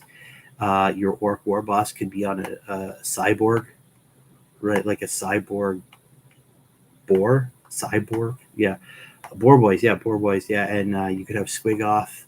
You could have a few looted things, but basically it was like, this is what happens when orcs are on a planet and they get beaten, and the defenders think that the threat is over, but because of the way that orcs propagate, they leave spores behind, so that the spores then mature, and out comes a savage orc army that. And the way they work is they have racial memory, so they know how to make mechanical things work. So you get shooters and sluggers and power claws, and you get some of that stuff back. It's not as big or as expansive as a normal orc army, like the riding boars and all that, and giant squigoths. So it's much more snake bitey if you were to talk about it now. But yeah, it was a crazy cool list. And you had a weird boy with minders, so that if the weird boy started going all weird, they could stop him. Because you don't want your weird boy going weird. Then it's weird. Yeah, you don't want your weird boy going weird. But yes, it was a fun list. It was the same chapter proof book that had the Kroot mercenary list in it, which is really fun. And it also had a tank. It had an armored army list, so you can make a whole tank army, which you can do now. But so that was a cool list. But yeah, it's cool that you mentioned the Savage Orcs. They were cool, and his models are cool because he was taking some of the Savage Orcs and throwing bolt pistols on them, and he took a Savage Orc leader, plastic one from Warhammer Fantasy before it switched over, and he just threw a slug or a shooter on his back, but he's still just this half naked orc guy with a big axe swinging it like a crazy man, because there's nothing quite as hot as a half naked orc. I think Roxy can attest to that. Half naked orc sexy. But yeah, no, it's I just want to see something right here. How did that go? I want to get the colors right. Red with yellow. I'm actually looking at a picture right now of the model I'm painting, sort of, but I'm just looking at the cell. Got the red at the end. Cool. But yeah, so, and for all the newcomers, next week I'm going to be doing a Q&A. So get your questions in, whether you want to put them in here in the description afterwards or what have you. I'm probably going to put up another video anyway saying that I'm going to do a Q&A next Saturday, but you guys get the first. Any question you want to ask, I'll be happy to answer as we talk about all the cool stuff. And hopefully by next Saturday, I'll have some more of my Infernus Squad Marines done, and hopefully I'll be on to the Terminators at that point. I'm doing them up. I'm following along with the model count of the Space Marine, the new Space Marine Combat Patrol. So it has 5 of the Infernus Marines, 5 Terminators, the Librarian, Terminator Armor, and the Captain in Terminator Armor. I think it's a good place to start, and then I can go from there, getting the Ballista Dreadnought done, getting the rest of the Infernus Marine done, and the Hellblasters and Reavers and all the other stuff. Uriel Ventress that I have to get painted up, and Guilliman that I got to get painted up, and all the other cool stuff. So lots to do.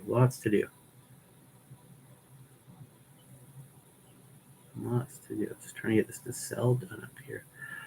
Orcs, the best kit bash army are probably the cheapest to get started in 40k. Repainted kids, toys, vehicles. Yeah, no, their orcs have always been really cool. Even if you're not kit bashing per se, there was. I mean, it's a little less so now because of the way they do the kits, which is kind of a bit annoying to me because I always loved the versatility of kits. I remember when I was working in Games Workshop, we started an orc army that unfortunately we eventually just sold off because we had a bunch of changes to staff and administration, all that throughout the company. But I actually took the old orc bikes and I went to town on them. Right? They go, hey, you want to do orc bikes? Yes, sir. And it's the old ones with the guns, but by taking orc parts, I had some with doing wheelies, I had some sliding, I had one that was sliding and the orc boy was shooting out like that just by using different bits. There's one doing the wheelie, so it's doing a wheelie, and I took the orc, just a normal orc body with one orc arm, so he's still sort of attached on, and he had a chop in his hand behind him, but he was actually, the bike was up like this, the wheel in the air, and he's coming like this, so he's barely holding on. I twisted his legs around so he looks like his legs are up in the air. He's like, arr, right? Pure orkiness. Yeah, pure, absolutely fun orkiness. It was a lot of fun to do. Unfortunately, we never got to see that army come to fruition. Unfortunately, I think it would have been cool if we could, because it was a hell of an army. We actually started a guard army there too that never got finished, unfortunately. And actually, right now, I don't know if I'm going to have a store for a Games Workshop store in Ottawa anymore. There's some weirdness going on. It's closed right now. They actually had the position opened up there for the manager position at the Games Workshop store, and it's closed right now. And hopefully, it's going to be opening again soon. The guy that was there has left. Store wasn't in great shape when I went. I went a little while ago. I actually talked about it, but he, very friendly guy, but definitely didn't want to be there anymore, I think. And apparently they're getting it ready for someone new. So I don't know. Hopefully we will see. Hopefully it stays open. I have a feeling. I mean, it's still, thanks to COVID, it's not a Warhammer store. It's still Games Workshop. I know they've changed a lot of stores, especially in the UK and Europe. It's a Warhammer store now. So this one's still Games Workshop. Apparently, it's going to be becoming a Warhammer store. So we'll see.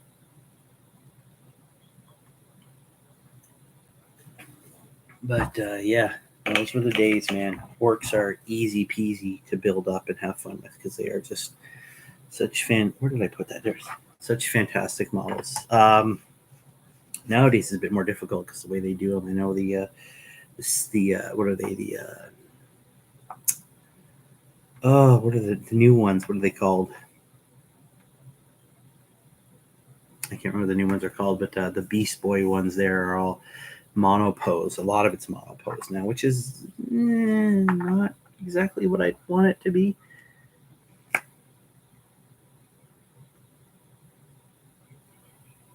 The one in I got rebranded. It's too big for one guy. That was one of the head scratchers. I remember back, it was like 2000, late 2008. So just before I was let go from that store because of all the weird shenanigans going on in the U.S. at that point. They looked at Japan as I guess maybe the inspiration for this one-man store thing, because there was a bunch of stores in Japan. Now, they're not like that anymore. I've actually kept track of some of the stores in Japan, and they have multiple staff there now. But at one point, they had a small shop with one guy, and it was obviously making a ton of money because there was very little overhead. It was a small store, stocked top to bottom with all the stuff. Of course, there was less back then than there is now. But this is successful. This is great. We should do this. And so the changes started hitting. We actually had 2 stores in Ottawa. One closed after the Lord of the Rings bubble burst. Didn't hit the UK so hard, but North America, once the last Lord of the Rings movie came out and the craziness around it died down, sales of Lord of the Rings just dropped. And they realized in Canada they made a bunch of bad rental agreements. So they closed one store. Ours was left open, and eventually they closed the Canadian headquarters. And then they got rid of all part-timers. I was a part-timer at that point because I was back in college. And then when they moved our store, because the store was actually in a giant mall called Bayshore Shopping Center. And that was I could tell you stories. In fact, I could probably tell more. But they moved it into a strip mall just down the road near a giant movie theater. So great for foot traffic, but they made it a one-man store. And I worked there as a key timer, and I talked about how that ended. Not well. But it does not work. It just doesn't work. I mean, I'm sure it does work in terms of sales, because that's all you can do. All you can do is come in and go, hey, how's it going? What do you want today? Right? You don't have time for, back in the day with multiple people, you could have time to do painting lessons. You had time to do demo games to show people what the games are like. You couldn't do that anymore in a one-man store. They're like, oh, you got to try ping pong. You go from one person, next, boom, boom, boom, boom, boom, boom, boom. Still PO'd about the animation debacle with G-dubs. I mean, that's a pretty big brick and mortar blunder. I was talking there, but that was a huge marketing blunder. Yeah, it wasn't. Games Workshop Canada made some bad choices, right? They had headquarters. And again, they were. I think they didn't think the gravy train would end. Right, Lord of the Rings came out. Games Workshop got the licensing to do the strategy battle game. Oh my god! And the sets that came out, like the first set was great. The Last Alliance, Elves and Men, it's all those orcs. You get elves and all that. It was great, and all these cool sets. The Fellowship, Shelob was a cool set. Getting Tom Bombadil and Goldberry and the Barrel Whites and the Tied Up Hobbit. There was a whole bunch of sets that, while you could use them, and there was all these cool missions. You could go through the whole thing. I don't think they ever thought it would end, and then it kind of did. And especially here in North America, our attention spans when something's gone, our interest wanes heavily compared to places like the UK or Europe where it stayed much higher. But yeah, no, the minute they realized the money stopped coming the same way, they went, oh, we made some mistakes. We signed some bad leases, and now we're spending a whole ton of money that we shouldn't be spending. It seems everyone who did part-time, yeah, it was, you know what, man, I am in the same boat. My second time wasn't fun. First time was awesome. Yeah, the first time was awesome until it wasn't. The second time was never awesome. But yeah, the one-man stores just don't work. And there was this weird time in 2000, about 2008, 2009, and for several years after that, where the whole culture of the store, the company changed. It wasn't as open anymore. We were blinded by it too. They changed the way the White Dwarf worked. So I mean, the White Dwarf, if you cut it away, it's a catalog. Here's the new stuff. Here's where you get it. Buy. At least the old White Dwarf had chapter proved. It had all this cool stuff, how to build terrain, how to do things a bit differently. Here's some interesting articles. Here's how we develop this. And then it changed into, here's the newest, greatest stuff. Buy it now. It doesn't matter about anything else. We stopped getting heads up. You know what? The White Dwarf is back to being awesome again. It's much better now. The White Dwarf is great now.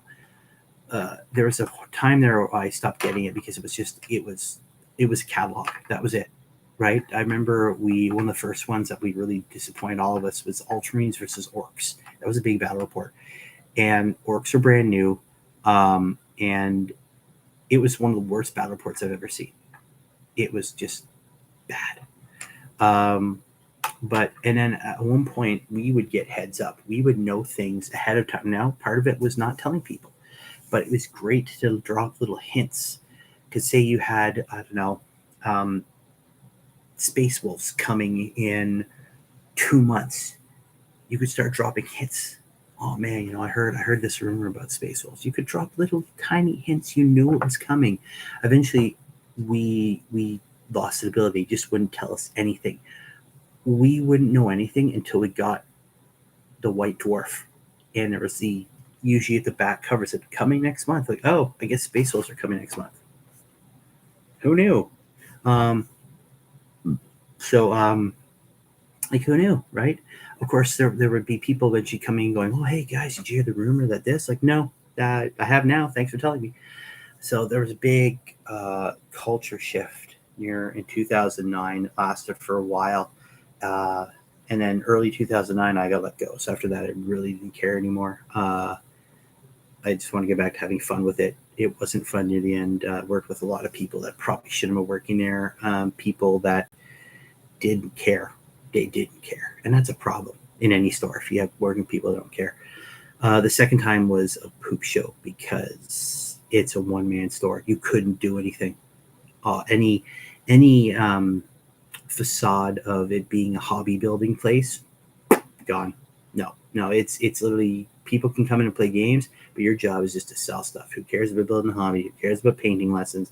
Just go in, sell stuff. That was it. And that was not fun. I wanted to, it's still a place you could talk shop and you could talk to people and you could get people interested in stuff. But at the end of the day, it just wasn't the same. I love White Dwarf. I have double digit. Yeah, I've got a whole ton of old White Dwarf issues. I have some new ones, but I got a whole ton of the old ones. And it was a lot of fun because there was some crazy cool stuff in there. Ways to do campaigns, specialized units. I know I have one. And the battle reports were so well done. Whoever's writing them just did a great job. They knew how to get to the point of it, how to make it very cinematic feeling while still getting to what point of what happened. The maps were cool. It was much better. I think even now they haven't caught up to the same level of what they did back then. It was really, really cool. Maybe just also nostalgia for me. I don't know, but it was a lot of fun. Those little battle reports were great. I remember there was I ran a kit bash corner first time, and second time I left after a month. Yeah, I was. See, for me, I was there for a while, but I was what's called a key timer. So I was only there when the manager wasn't there. I still have the deodorant stick Lansby. That's a good one. Yeah, that's an oldie, man. That's an oldie. That's an oldie. I still have some of those oldies there. Um, yeah, and the White Dwarfs at one point stopped making sense. Um, just random battle reports that just kind of came out of nowhere. No real. It felt like there was no direction, and then there was we had the Canadian White Dwarf. Then there was that horrible thing with they had the Warhammer Visions, and then the White Dwarf was this mini magazine. I hated that. Mostly because people would pick up the White Dwarf, but not the Warhammer Visions. So at the end of the month, you had all these magazines you had to basically recycle or dump because no one was buying them, right? I have a whole ton of the Visions, and actually, I got rid of. Yeah, someone. It was actually a wonderful Christmas gift I could give someone. A woman came out saying, "Does anybody have a bunch of this Warhammer?" She didn't know what it was. I said, I have a ton of these Warhammer Vision magazines and Warhammer and the White Dwarf magazines. He's like, I'm looking for stuff for my son. I don't have a lot of money. So here, just a ton of stuff. The Warhammer Visions were cool, lots of cool artwork, but overall, like it was a bad idea to separate them. It just wasn't as cool, and it just was weird. I did not like that separation. Oh, they were okay, but they weren't great. The White Dwarfs there. I mean, it was so small. You couldn't cover much. It couldn't. It really couldn't talk about much. Now, what was cool is they started putting in rules. So I remember when the first Knights came out back in the day. That's where you first got the rules for Knights, so you could actually throw some Knights around and get to understand the rules. But yeah, it wasn't all that great. It wasn't all that great at all. No, and but hopefully, like going back to the as Richie saying, I hope that the store sticks around. I think there's still a few more days left for someone to throw their CV in, get their hat in the ring to be the manager. Hopefully, they get someone good, someone who can make the store fun again. It'd be nice to see it fun. It'd be nice to see it cleaned up. It wasn't super clean when I was there, so hopefully they can get someone to clean it up and get it sorted again and make it a place where people want to come in. Like the tables when I was there weren't set up properly. They had demo tables sort of all over the place. Models were all over the place. They weren't properly done. It wasn't very good. So hopefully the new person can make it. I will never go back myself. I think I said that I will never ever go back to Games Workshop. I did my 2 tours of duty there, and they couldn't pay me enough money to go back there. It was fun until it wasn't. It was great until it wasn't, and it left a lasting effect for a while. Well, not lasting, but there was a long-term effect of I don't want to do any hobbying because I was burnt out because I was doing hobbying all the time. Yeah, I'm never gonna go back to Games Workshop ever in a million years. That's it was a great experience. I think it gave me an appreciation for the hobby. Thought on hover tanks, yay or nay? I think them. I mean, there's certain armies like the Tal have hover tanks. The Eldar have their nice hover tanks. I like the fact that they brought them back to the Imperial, to the Space Marines. There was lots of cool artwork of going back to the Visions of Heresy book. There was lots of cool artwork of Custodes style rhinos that were all hover tanks. So I like the fact that now the Space Marines have hover tanks again. Building repulsors is a pain. Yeah, I want to get one of those. I got to build one of those up eventually one day.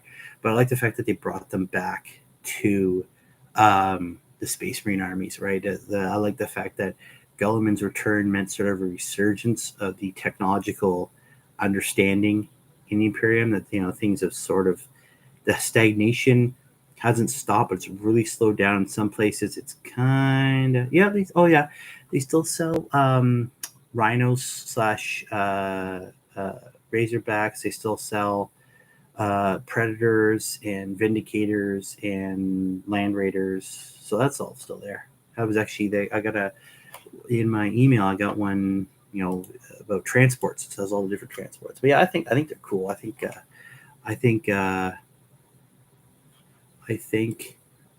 that they're pretty cool. Hover vehicles, yay! I love a good hover vehicle. Cool little. I like the fact that they've sort of given them to the Imperium, but only certain aspects, right? The sisters don't have them. Guard doesn't have them really. The Torox there was weird because it's like it's a tracked vehicle, but on the bottom, when I went through the fluff of that, there's actually like gravity thingies, like repulsors on the bottom, that it doesn't make it float, but it makes it more agile. It can go over difficult terrain better. It's faster because the weight of the vehicle is actually lifted up a bit, so that it's not as heavy on the tracks. Although Torox was a weird vehicle to get through. It was a weird vehicle. Everybody, I know some people. I never, on that vehicle, the Torox, I never liked the front tracks. I always thought it should have been wheels. And I know some people actually took wheels off one of the Orc trucks and just sort of cut off all the extra spiky bits and clean them up a bit and then put them on there. And it looks like, I can't remember the name of the tank right now. Transport, yeah. Nah, the guard don't deserve it. Come on. They get their flashlight and their paper armor. They're good for that. They're guardsmen. Come on. Typing and sneezing. No, well, it's calm down. Get the sneezing out and go back to typing. I wouldn't be like, no, don't do that. The guard, come on. Guard got a lot of cool stuff. They get that new, what's his name there? Their new leader. He's pretty cool on his cybernetic horse of doom. That is coming along nicely. I'm just gonna get some. But yeah, no, I like them. I think they're cool. Well, that's a funny thing. They used to have some of those old vehicles. I remember you had back in the day, Forge World had. You had different vehicles. You had some transport vehicles. You had some vehicles that could transport around. I remember the Krieg, the Krieg guys had a bunch of transport vehicles designed to pull around some of their version of stormtroopers and some of their artillery, because they're big on artillery, right? And they had the Salamander Scout vehicle at one point, which is kind of like taking the frame of a basilisk and taking the big artillery off and just putting like a auto cannon out front. And it was like super fast. It had a heavy bolter and auto cannon. It was a scout vehicle, super fast. They also had the Rapier tank destroyer, which was basically the frame of a Lehman Russ, but no turret and just a big tank hunting gun. I'm going to look at this because I'm going to just look this up. I'm going to say, what was it?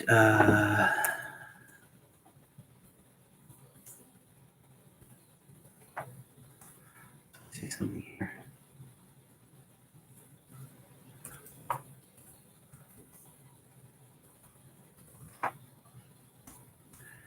Let's see here. Can I get it? There it is. Let's see if this will give me what I want. So yeah, you had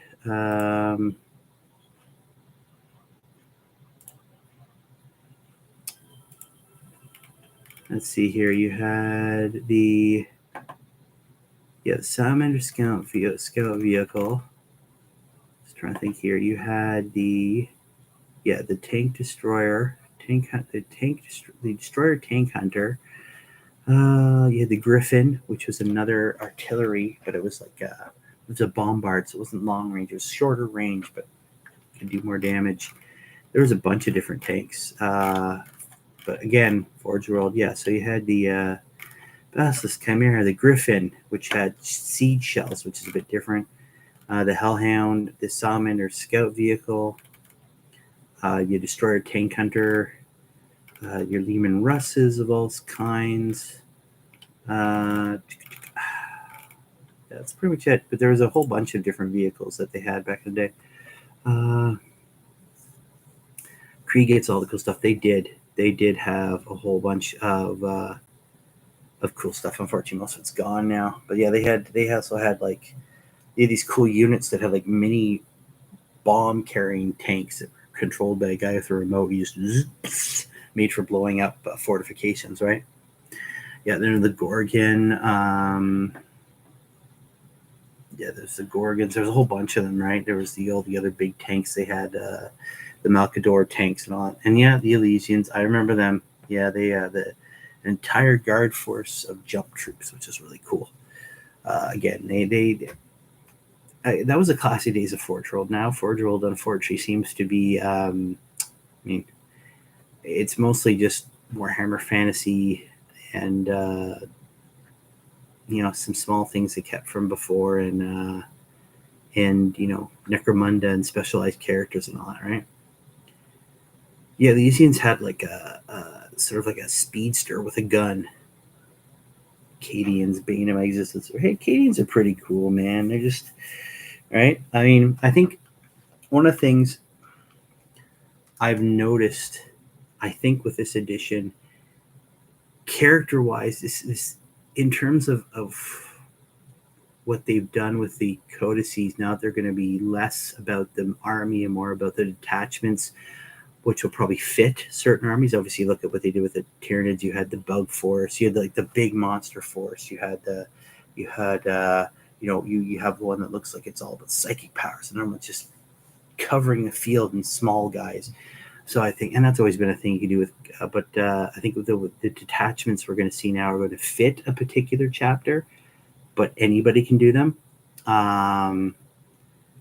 I think I remember it does feel a lot like 5th edition, because 5th edition took out a ton of the character. It was no longer about having a particular chapter. It was, here's a bunch of cool stuff that anybody can do, right? So that's feels. I mean, we'll see what happens. The Marine Codex comes out, I think, next month. But yeah, I think it'll be interesting to see where they go with that. Don't know what else to add to this guy. I think I'm gonna try and add a little bit of red at the back for the impulse drive. Yeah, I'm also a bit of a Trekkie. I'm a big fan of the Star Treks. Big fan of Star Treks. There you go. Impulse engines there.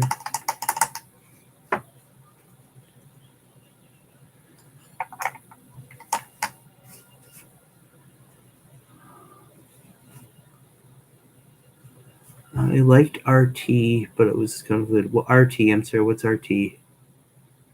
Warhammer 40 players like are paying just League of Legends. Man, if you've been around long as I have, and I'm gonna go for the grumpy old man thing. I remember back in my day we had Oh yeah, Rogue Trader. Okay. Oh, Rogue Trader was a mess, man. Oh my god.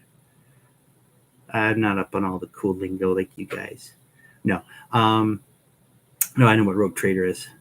But yeah, it was convoluted as hell, man. You would like half. Oh, it was fun, but it was weird. It was weird. Second ed was less weird, but still very weird. And then third was when we got the 40K that we all know and love now. But the game has changed so many times. I've been through so many editions. It's weird, right? I mean, I played Rogue Trader years after when I finally discovered it was, because I started with second edition. But yeah, oh, it was punk rock. My God, it was so weird. It wasn't anything like you like. Yeah, now there was still, the Emperor and the Space Marine chapters was completely different. You had like half human, half Eldar, Ultramarine psychers. It was weird. Fourth and seventh, yeah. Fourth was by far my favorite edition ever. I think fourth hit it out of the walls. You had amazing codices. You had tons of character for every army. It was great. Armies, I mean, and yeah, it was absolutely customized. You could build every army you want. It was crazy. The artwork was great. Yeah, and then fifth just killed it.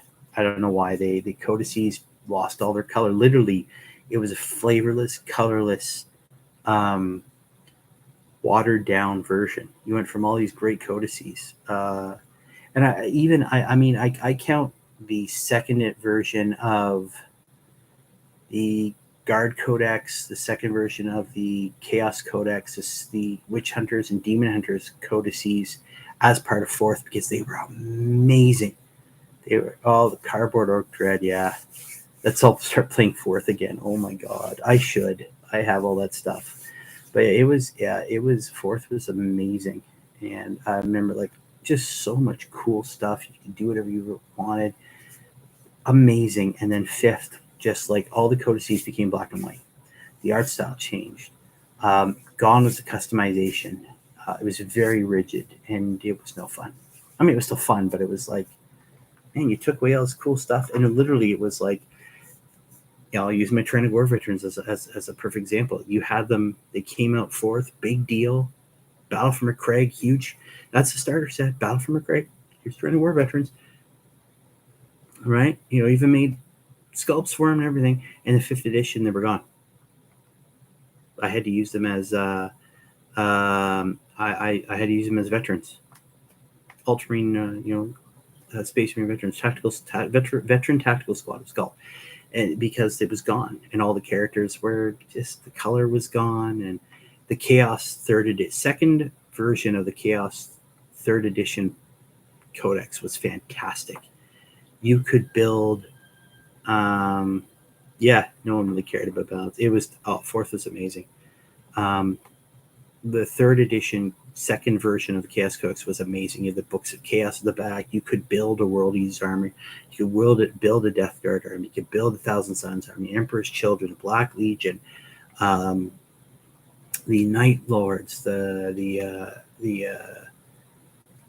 Iron Warriors. You could build whatever you want. Iron Warriors had, and everything was cool. They got, the Iron Warriors got basilisks. Things changed up. You could build a full war band of World Eaters, and everybody had the same cool stuff. And then when Chaos got a Codex in fifth, they didn't get one in fourth. They got one in fifth. It was gone. All that cool stuff gone. You couldn't build a full World Eaters army anymore. You could build a Khorne army that had you could, if you took a Chaos Space Marine Lord with the Mark of Khorne, then Khorne Berserkers become troops. And the Khorne Berserkers have these cool rules because they're Khorne Berserkers.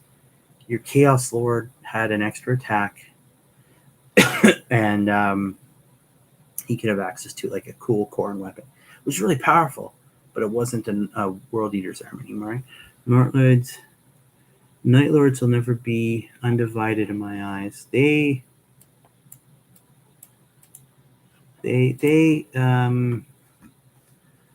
Night Lords are undivided, although they don't really like chaos. They're just, well, they do. They fall into chaos, but they resist it more than others. They're not, and then the Iron Warriors completely, no,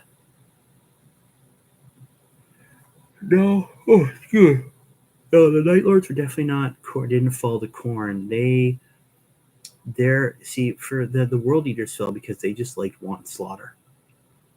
Right, and that's why Khorne was able to get the World Eaters so quickly, because of the nails, and they are wanting just slaughter and destruction that the nails brought on. The Night Lords were it's like comparing two killers, right? The World Eaters are just psychotic slaughters. They just go around and they could wear them, but they were the Night Lords are more like sadistic serial killers. They killed for effect, not just to kill, but to cause fear. Let's not go get him started on Off Legion. The Alpha Legion is definitely that. Oh my lord, the Alpha Legion's crazy, man. Depending on who you talk to, they're undivided. They're traitors. They're loyalists. I have a feeling. I hope we get an answer to that because if you guys ever read the book called Legion in the Horus Heresy, you will know. And spoiler alert for those who haven't. I'm gonna tell you right now. There's Alpharius and Omegon, and they were given a choice by this Illuminati-esque type force um, that if they helped Horus, humanity would be destroyed, but chaos would be defeated forever. If they helped the Emperor, then the Emperor would win, but the universe would basically struggle on for 10,000 years. You basically got Warhammer 40,000. The Emperor won. So they basically fist bumped and went, okay, you go bad, I'll stay good. And they split. Now, what was really cool is years before this book ever came out, the cry of the Alpha Legion when they go into battle is for the Emperor. And it was never understood whether they were meant it as a jab, like for the Emperor, we're coming for you, or if they actually meant it. Now, this book made you go, holy crap. So that time I heard the Alpha Legion screaming for the Emperor, they could have actually meant it. They could have been, and you don't know which guy went good and which guy bad. At the end, you just have Alpharius going for the Emperor as he kills the leader, the admiral on his ship. He kills him and takes over the ship. It was for the Emperor. Is he bad? Is he good? Don't know, right? And throughout the book, you've had the Alpha Legion slowing down loyalists, but also slowing down traitor forces. There's a massive army of Alpha legionnaires hidden under the Emperor's palace. Are they good? Are they bad? Whose side are they on? Right. So basically, this Illuminati-esque people said you have a choice, and they went, okay, both. They were given A and B, they chose C, right? So it's crazy. But yeah, so but in that book, it's the Alpha Legion. They are definitely, if you're looking at chaos, they are undivided, right? Just like the Iron Warriors are undivided. They some of them worship Khorne, some of them worship Nurgle a bit more, but in total they worship the whole pantheon, right? It's not like the Thousand Sons or the Death Guard that actively only worship one above all others and will go fight all the others in the name of their patron god. These other ones, they can tilt one way, maybe a personal. You could have a squad of Alpha Legionnaires, and one of them, he likes to kill a little bit more than the rest. So, when he's in battle, maybe he's like, hey, Khorne, this one's for you, right? But they are basically see them as a pantheon of gods, not just one single god, right? But yeah, no, it's the Alpha Legion's pretty cool. That was a crazy book to read too. That was you have the word bearers that dove right in. They're the most undivided of undivided. They went head first into crazy town and dragged everybody else with them. I wouldn't mind seeing, actually, if you're looking at, we're talking earlier about Primarchs, I wouldn't mind seeing Lorgar come back, because he's like the first of the demon Primarchs, right? Horus failed, he's gone. So he's the guy that went, hey, chaos, I'm in.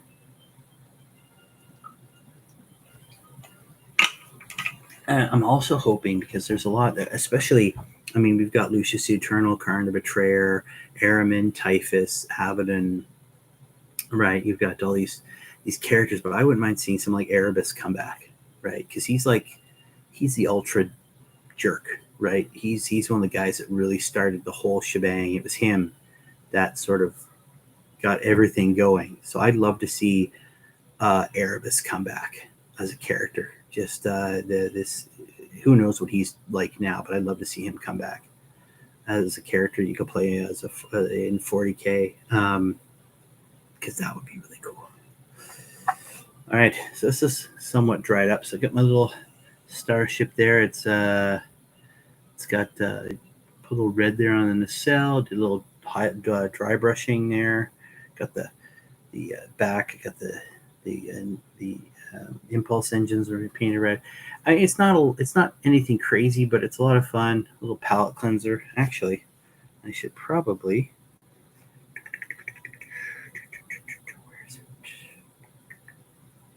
A little bit of gold in there. That's supposed to be the deflector dish there. Yeah, Lorgar placing Abaddon. I don't think so. Lorgar is. There's something about becoming a demon Primarch. I think it makes them off, right? I mean, right now, Angron could probably take out Abaddon, but they're too, by being who they are, they're too stuck, right? Erebus with Corfron. Ugh, Corfron. No, I think it'd be cool to see those characters come back, though. Make them major players in the realm of 40K. I mean, they've been messing about on all these doing God knows what for 10,000 years. So it'd be cool to see what they've been up to in that time and what change has been wrought on them by being in the warp for that long, or what twisted things have happened to them because of their allegiances. And we know what's happened to some of them, right? Yeah, Corfron. He's a jerk. Erebus. I don't know. We'll see what happens with those guys. I would like to see something come of them instead of just sort of being forgotten about, for lack of a better term. Oh, there it is. Right? They're still out there somewhere. I mean, it's cool that we've gotten Magnus back and Mortarion, and I'd like to see what's happened to some other ones. I'd love to see the Night Haunter come back. I think that would be a nice twist. Everybody expects, Loyalist Primer to come back and outsteps the Night Haunter, and it'd be cool to see whose side he'd end up being on. Because I mean, he went to Chaos, but because of what he was shown, he was kind of driven to it, and even by the Emperor's own actions, sending assassins out, he kind of knew it was coming. But what side would you be on if you woke up one morning and go, well, I saw a vision of my dad trying to kill me with an assassin. I wonder what side I'm going to be on this week. All right? So, and of course, he had all those issues with, he almost killed Dorn at one point because he went nutso. Fulgrim's book had me up at night. Best Wormhorn. Yeah, man. Fulgrim's pretty nuts. That was a weird book. Reading, I can't remember which book that was. It was the third book in the series. Seeing Fulgrim going over to the dark side was pretty crazy. Seeing Bile and just seeing what the Emperor's children would go to in order to win, and the demonic chaos stuff that was happening to him. Even there's lines in there when he's on the bridge of his ship. Fulgrim's on the bridge of his ship, and one of his legionnaires brings up his sword. He got the special sword. Of course, it ended up being a demon weapon. He didn't know, but he didn't remember asking for the sword. So that was pretty cool. And then, of course, the revelation that Fulgrim, he was taking over a demon, but then you realize later on that Fulgrim got rid of the demon and he became a demon prince of his own volition, right? And even have a go with, there's been some pretty crazy horror books. I read, which one was it? I can't remember now. There's been some pretty crazy horror stories, though. I mean, 40K is absolutely perfect for horror stories. Just great for horror stories. I mean, there's so much crazy stuff that goes on, and right, demonic infestations and other crazy stuff. I think I'm going to call this little ship done. I don't know. It's a little Starfleet vessel. Cool little thing. I mean, it's badly 3D printed, but it's cool to just paint something a little bit different. It's in the classic original series makeup, right? Looks kind of like the saucer section of Kirk's Enterprise as in a cell, and you got a little dip in the front there. That's where the deflector dish is, right? That's cool. But yeah, and then of course we fixed up our little battle brother here. He's all looks. He lost his dagger, but he's gained a bolt pistol. But yeah. I read it. I can't remember which one I read. there's some really crazy cool horror stories. What was oh god, I'm trying to remember some of them now. There's some that had to do with cannibalism, weird biomechanical constructs that shouldn't be let out, and then of course they're going to be let out, and a whole bunch of other weird stuff. There was one of those cool ones I saw. I guess it could be considered something of a horror story. There was one that I looked. I can't remember which YouTube channel they were showing off one of the stories off of Warhammer Plus, and it's this poor guardsman that's doing his very best to keep a bunch of people alive that are trying to get off a planet in the middle of a tyrannic invasion. And he even takes it a commissar. Commissar wants to shoot everybody. He says, "No, these are Imperial citizens. I have to save them. I have to do everything I can." And when he finally gets to the end of it, and this was a nice little bit of a horror twist to it, not maybe in the really dark, macabre, intestines being ripped out and primordial truths of the galaxy being revealed, but at the very end, he gets there and he gets injured, and as he's sort of in this daze, he finally realizes that the people he's saving were gene stealer cultists. All of a sudden, he gets to see them a bit better, and there's all of a sudden the guy takes wrapping off his head, and he's got the gene stealer head, and they're all of a sudden, instead of being these scared people, they're all very sinister, and they've got longer teeth. And this woman who's been carrying this baby the whole time reveals the baby, and it's a little gene stealer, right? And of course, then he has one of those, the doctor one. This doctor that's been with him all the time, all of a sudden starts taking out equipment, and his facade falls away too. And you can see he's got the gene stealer bumps, and he's got his mechanical stuff. He starts pulling out syringes, and he starts stabbing with it. So that was a cool little bit of horror there. That you can't trust anybody, and even when you're trying to do the right thing, you have to be careful, right? Yeah, it was Hammer and Bolter. Yeah, that was a good one. Man, it's kind of weird now. Things have been getting better on that website. No, I can't get to it. Yay, Canadian law. Yeah, that one was good. There's been some really good ones. There's been some not so really good ones. It's been kind of hit or miss. The animation's been either really good or like choppy, right? Sometimes it's been absolutely choppy. Excuse me, it's getting late here. Oh, I beg your pardon. But I think I may actually end there. It's almost 12:30 here. It's getting late. I want to thank everybody. No, there isn't enough content yet. Yeah, you too, my friend. You have fun doing your rounds. I'm going to sign off now. It's time for me to get some sleep. And I'll see you guys next Saturday. Again, I'll probably put a little video out soon. Get some questions ready. We're going to do a Q&A, and we'll see you guys later. Thank you, everybody, for showing up. And as always, keep rolling those dice, guys. Courage and honor. I will see you guys later. Bye.